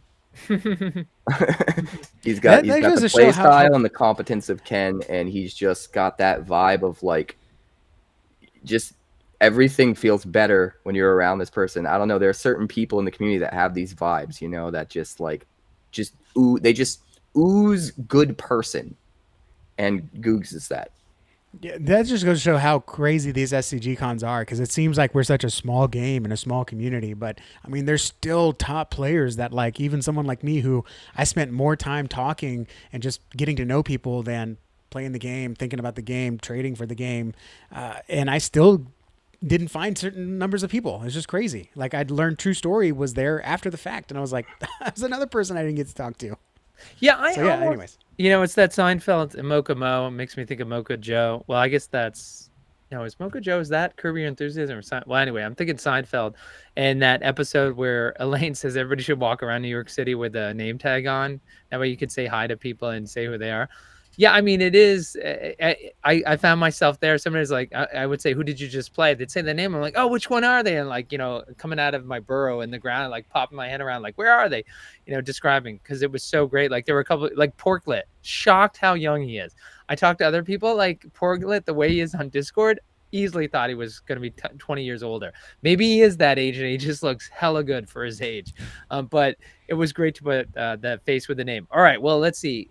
Roaming Boss says, shock, so many Dragon Cup decks were actually quality. Agreed, which is I'm the one who faced the brunt of that. So I'm going to do the same thing with you, Cap, here. So we're going to look at the top 8. All right, so give me a sentence or a word or a small paragraph like Texan did for each one. All right, number 1 was Honest AF. The most brilliant mind in the game at the moment, in my opinion. All right, Capricorn. Texan. Tell me about number 2, Capricorn. He's all right. The future champion. What was your impression of his play, Texan? Just give me a sentence or a paragraph. I'm not gonna make you talk Well, about I mean, Cap, along with all of them, really, but Cap especially, quantum wonders is how I describe it. They can look at the board and they're looking at their hand, their opponent's hand, how many cards in hand, what are they drawing, what do they might have, what could I play, what is the game state of when I play and then they play and then I play. Did they, when they draw a card, did they put it in the back of their hand because they're not going to use it for a while, or did they put it in the front of their hand? When are they shuffling their cards in their hand nervously, or is it to throw me off? They're looking at I said 70 earlier, but they're looking at 7,000 alternate universes to find the play that is the most favorable for them. And Capricorn is just one of them, one of the better players that can do that, and look at the game state and all the things that they could do. It's fascinating to watch. It's like Doctor Strange in Avengers Yeah. Infinity War and Endgame, where he sees, what is it, 17,000 possible timelines, Yep. and there's just one. Yeah. That's kind of what you have to do at the top tier. That's what Honest was doing to me and forcing me to be better against him than I've ever had to be against another opponent, because he was forcing me to have to think like that. We each had 17 different games in our heads. Yep. And you only saw the one game that was on the table, but we had to consider how one play would snowball into this play, would snowball into this play, and there's just 17 potential games in our heads at the same time, and it's incredibly fascinating. The more this game pushes me to be in the top tier of play and transcend what we've done before, the more it feels like chess. It really feels like having to be a chess master and having to really think so many decisions ahead of where you're at, and it's crazy. And Honest forces that out of you because he's a madman. He's an absolute madman. And harder than chess, because chess, all the information's on the board. Yep. With Wonders, you got a deck of cards that are unknown and a hand. It's like chess and poker at the same. That's what I've been telling casuals that have never touched a collectible card game. I'm like, this game is like playing chess and poker at the same time, and it's absolutely bananas. Okay, number 3, roaming boss, Cap. The future second place, Dragon Cup. He is my Padawan. He came from my channel. Yeah, I taught him everything I knew, and he soaked it up like a sponge. He became obsessed with the game, and he taught me a few things and made a couple good decisions. And I know this is more than a sentence, but he deserves more than the sentence. Like I said, he's future second place. We're going to meet in the finals next year and shake hands, Number 4, Broughton. The most underappreciated player in the entire game right now. And that's not because some people don't appreciate him. That's just because he's so much better than anyone even realizes. Yeah, he's on Sneaky's level. Wow. He's on easily. He's the guy.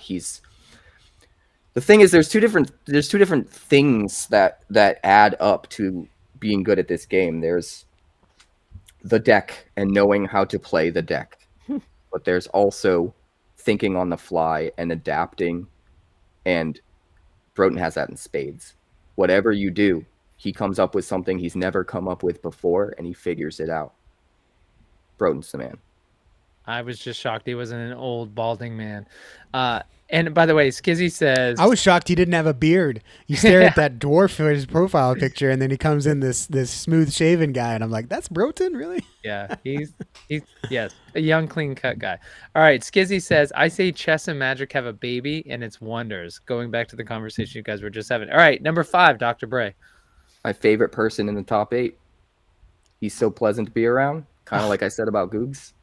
And he's like a wild card. He really is the wild card, and I loved that he made it in. He didn't get that number 1 seed for nothing. And again, part of the Texas Mafia.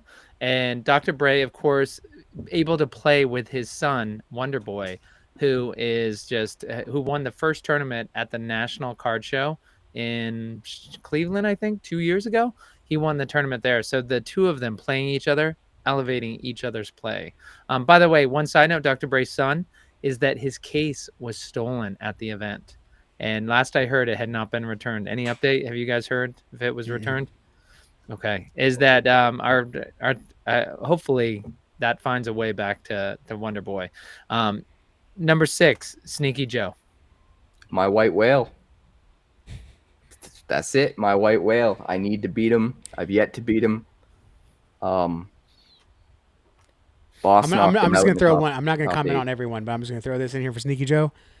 Michael Jordan of Wonders of the First. Wait, let me take this off. Say it against, that way there's a clean cut that we can use.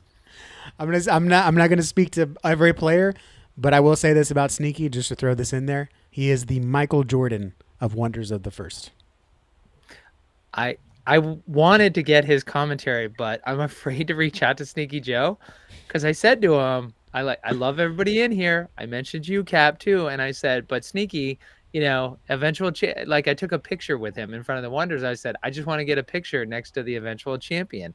And so he goes, well, it's not there yet right now. And if he's a superstitious person, he probably hates me right now, and I don't blame him at all. So, okay, Cap, you don't know what I was saying about you. I was talking about the show I do with the eventual champion. So maybe I need to stop saying that about players and take the curse off of you guys. All right, number 7, Jordan. Jordan? What can I even say about Jordan, man? Most surprising player, I think, for me. He's so cutthroat. He's so cutthroat when you play. He's so focused, and he will do absolutely anything to win. But then the moment he needs to help someone in the community, he's on top of it. When Dr. Bray's son got his deck stolen, I think it was Dr. Bray's son that got his deck stolen, right? Correct. Yeah. A bunch of people in the community came together and was like digging through their collection, trying to come up with the cards and just trying to put his deck back together for him. And Jordan was like number 1 out of all those people. He was right on top of it. He was sleeving cards for the kid. We were gonna have Dragon Cup matches about to start. He wasn't even worried about being late to the match or anything. He was all he cared about was making sure this kid had his deck to play. And so like the contrast of how cutthroat he is when you're playing against him, but how much of a heart he has when it comes to something like that he's a surprising individual. He's very interesting. He is a rule stickler too. We should mention that. He's Mr. Rules. All right, number 8, Abel J. Scary. I'm absolutely terrified of that dude. I haven't played him yet, and when I do, I hope I don't get psyched out. He's meticulous. He's scary to play against. That was my observation. He's very meticulous. He knows exactly what you pulled. He knows exactly what you're holding in your hand, and he has the best poker exact face answer for in it. the whole game. That's one thing that all of us need to get better at. I don't think any of us are all that great about not showing emotions when we're doing well and when we're not doing well. Even Honest, me and Honest both, we were talking out plays in front of each other. I knew he had a Caliph before he ever dropped it. Like, we all need to get better at that. Abel, you don't get none of that from Abel. He's like a poker player. So, yeah. All right. I want to hear, we're going to slowly wrap it up here. By the way, I do want to point out that Tech Super was watching, and he said, Slappy, you didn't tell me about the shirts. I hope you got me an XL. So Joe Doug was very tight-fisted, but you can see behind me the world champion Las Vegas. I did, for folks who didn't know, Chris Kisher. He was there in the Dragon Cup, and he gave me a hard time. He said, of course, he's a big Burning Man guy, and he said, dude, you're wearing, the festival shirt on day 3. He's like, because I put it on. I wanted to show people. Oh, let me put you up there on the big screen. Hold on. It's always Texan. Let me go. Is it going to focus? Pull it back just a little bit. Ooh, come on, focus. Yeah. Yeah. This is Kish's signature on a foil first, but I can't get my camera to focus right now. Oh well, it is what it is. We could see it. Yeah. Yeah. I got one too. I got one in silver. Here you go. Lucky you. But also from Kish, I got a Zero Stratos for my firearm collection. Always got one. That was also great too. Yep. There we go. All right. Great. It was also great meeting all the artists. That was awesome. Jester put in the comments here, because I forgot I said this. Jester, every time you make a play, he's always like, interesting. And he's in there like, stop saying that. Like, now you're just playing mind games. I feel like Jester's another underestimated player, to be honest. I feel like he's better than I think a lot of people realized, and how well he did in this tournament. I think people are going to start to finally give him the respect he deserves. I didn't want to take away from your comments about Jester, but I want to point out in the Sealed Wonders tournament on Friday, one of my cards in my pack was, of course, a blank. It was a misprint. So per Wicked's suggestion, he's like, Brian's going to be here a little bit later. So I was originally going to have Brian just autograph it, but I'm like, I'm going to have it Existence 2025. So that way we know it's part of the original set. It's one of the original eras. So shockingly, this probably got more response than any card I've ever posted for Bojack's and Battle Arena or Wow. Wonders the First. People wanting this card. So that's a nice little memento coming out of National. Crazy. I mean, coming out of the National Championship. So the World Championship. The World Championship. Slappy. I can't keep them all straight. There's so many tournaments at every event, and like you get second in the world. In the world. I know. Kind of like the World Series of Baseball, right? I saw the Japanese contingency there. I saw the Brazilian contingency. So, Cap, for you, with your tournament play, is that next year you're going to be in Cap's new sponsored qualifying tournament, or you're going to be in the Stoneseeker tournament or the Dragon Cup? All of it. I think if they do a qualifier, that takes away the need for them to do them at the exact same time. I think you can have, if people, like I said before, if you're willing to invest monetarily in a collection and you're also willing to invest your time into qualifying at all of these places around the country, then you deserve to be in both. And we just didn't have that this year. There was no way to earn your way into the tournament that's not the Dragon Cup, so it didn't make sense to let all of the Dragon Cup people just all go sign up for Stoneseeker as well. I'm playing in everything they'll let me play. I'm sold on this game. Magic feels bad to play now. My whole heart and head and mind is in this game, and I am committed to earning a spot in the legacy of this game, so that when I'm old, I can be that guy. American Texan, he does realize this is live, not recorded. That's now out there on the internet. Good. Cap, jeez, you got a channel to protect. Hey, the man ain't no grifter. They're all going to realize it soon enough. I honestly think this game's going to approach 100,000 people by the next World Championship, and I think within a couple of years of that, it'll be at 1 million. I'm not even exaggerating or blowing smoke up your butts. I feel confident. I felt like it had the potential to get there even without the celebrity guests. Now that we have celebrity guests and this huge marketing potential, you guys aren't ready. I've seen it all happen with Magic. I know what's going to happen, and it's the best time because everyone's disenfranchised with Magic. Every single aspect of the game has problems right now, and it's perfect timing. We're going to clean up. Everyone's going to realize. Texas, speaking of Magic, guess when Brian, I had a nice sit down with him in Vegas. I'm sure everybody, the poor guy probably had a conversation going all the time, but guess how many years ago Brian left Magic? It's a question I never asked him. Oh, I don't know. Yeah, it was about 12 years ago. It's a little bit longer than I thought. So I asked about the different stuff he was doing. But I will say my big conversation with Brian is I was saying, hey, Brian, how do you like it? Because he's kind of, I don't want to say retired, but he's achieved a lot, right? He doesn't necessarily need that. So my hope was that I was going to talk to a guy who was like, this is fun. This is kind of like Jeff French is building. Jeff doesn't need this. It's funny when people think of Jeff as a grifter or something. Jeff's not making it. I mean, he'd love to make money on Wonders. He's not. I don't think he's making it now. I've never seen the books. I'm sure he's losing money right now.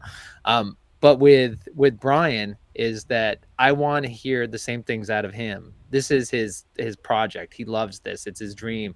It's fun. It's not work. And that's what I got when I sat down with Brian to talk about it. Because that's the big concern for me is either Jeff or Brian. That's the magic ingredients for the Wonders team. You need both of them to make it work. Well, the best quote I got from Brian is he said, we did in 1 year where most projects are after 5 years. He's like, we're at the 5-year mark. Yeah. and that's where he said Wonders is right now, a year in. So to your point, Cap, is that's a man with tremendous amount of experience who said that.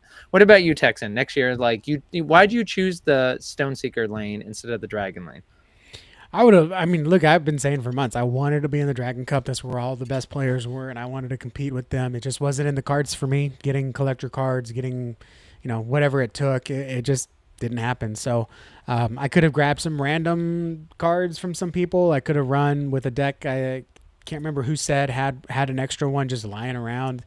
Like I could have played, but I wanted to play at the top level, and I just didn't wanted to play with a deck that I was comfortable with. So Stoneseeker was just a better fit for me. Okay. And next year you're gonna go to If it's in the cards. Okay. And if it's in the cards. All right, Cap, any final thoughts about Vegas? Just blew all my expectations away, taking second for me is kind of life changing. In a lot of ways. And I talked to Sneaky Joe about this the couple times I met him in the finals and lost, and I told him, I kind of have imposter syndrome. A lot of times I sit down to play at these big events and I convince myself I don't belong there, and I only made it that far because I got lucky, and the other shoe's going to drop at some point. Like I can't actually be that good, and Sneaky would, tell me like, no, you're that good. Like, don't doubt yourself. And, I talk a big game when it comes to having confidence, but beneath it all, that's kind of how I've always felt. And the big thing about this, being able to snag second, like the money is kind of somewhat life-changing for me, even just on that level. Like I'm going to invest in a bunch more equipment. So we're going to have better content moving forward. I'm rolling a lot of it into that kind of stuff. But even beyond that, just I feel like I finally have this validation that I can't talk myself out of anymore, that I belong here. Especially with just how good Honest is. Like he's got his masters in like complex systems or like that data, and now like some like to be able to compete with someone like that, it really did feel like I was up against a chess master, and I pushed him to his limit. It was a 2-stone to 2-stone finish, with the tiebreaker stone being the end. And like the biggest thing that came out of Vegas is me realizing just how crazy this game is at the top level. Some of us are transcending there, but this game's gonna get. It's just crazy. It's just. I have to thank the team for coming up with the game in general, because it is, once you finally get there and you're playing at this level, it is just a whole different world, and it's like hard to even imagine this game not existing anymore. Like it's changed my life so much, from content to competing, and just I even feel more confident about making decisions in my life because I'm convinced I make good decisions in the game. So maybe I'm good at making decisions, like to just have a game instill that kind of confidence in you and like change your life for the better in so many different ways. I just hope everybody gets to experience that, Hey pal, check your lane. That's Ben Be a Hero Gaming. That's him. Stop going in his lane. That was my one big regret for the whole weekend was that Ben wasn't there. We actually had 49 people signed up for the Dragon Cup, and it only ended up being 47 because 2 unregistered, Ben and his son. And that's the most depressing part of the whole thing. I really wish he could have been there to experience it. I was even considering, like, man, if I win the Dragon Cup, how crazy would it be to be like, this is for Ben, and give him the 1-of-1? Like, how great, like, yeah, with how much he prepared for it, how much he wanted to be there, how much he's invested in his time, and like, couldn't, like, everything that happened, like, I was considering it. Would I have actually done it? I don't know. That's such a crazy, huge thing. Yeah. But, like, the thought entered my brain. Like, I hope Ben's okay. And I hope he comes back stronger. And, I hope to see him at future events because he really deserves to be there. Well, congratulations, Capricorn. Is so happy for your second place finish. American Texan. What are we talking about? You're just final thoughts on Vegas. Final thoughts on Vegas. You're a zombie. You're so exhausted. I mean, you were talking to Capricorn. And you're like, hey, what do you think? I'm like, what am I talking about? Ben? Am I talking about Capricorn? Am I talking about Vegas? No, Vegas was awesome. You want to hear all my thoughts? Go to my YouTube channel. I just put out a video about the thoughts coming out of it. And thank you all again too for subscribing. We just passed 200, so that's a very cool thing to see. But yeah, I mean, Vegas was awesome. If you can make it. I highly recommend it. Any of these events. Dr. Bernard put it this way, right? His comment's the one to close out on. Prizes and play are great, but Wonders community as a newer player collector is the thing that makes me want to go to the Shattering or the Cup just to hang out with folks. It's an incredible community, and that's what it is. I mean, I would not be as into this game if it was not for the amazing community that we have. It's awesome. We support each other. We encourage each other. We're there for each other. And this game has brought us together. And that's just a crazy thing to say. But, in a time where it's, everyone's online and everyone's secluded in their silos, it's nice to have a place to say, hey, forget everything else that's happening right now. Let's talk about some cardboard. Let's talk about these characters, some lore. Let's play some games. It's a great thing to have right now. And the community just elevates it to a level that is unmatched. So, yeah, that's my thoughts. Okay, that's Creators of the First for live this Tuesday, November 26, 2026. We're live every single Tuesday at 10 p.m. Eastern. Look for us next week. Hopefully we'll have Carolina Girl from Wonders Workshop and Ben with Be a Hero Gaming back. Want to thank American Texan and, of course, Quarantine Capricorn for being on the panel like they are every single week, and especially the comments. Really enjoyed the conversation.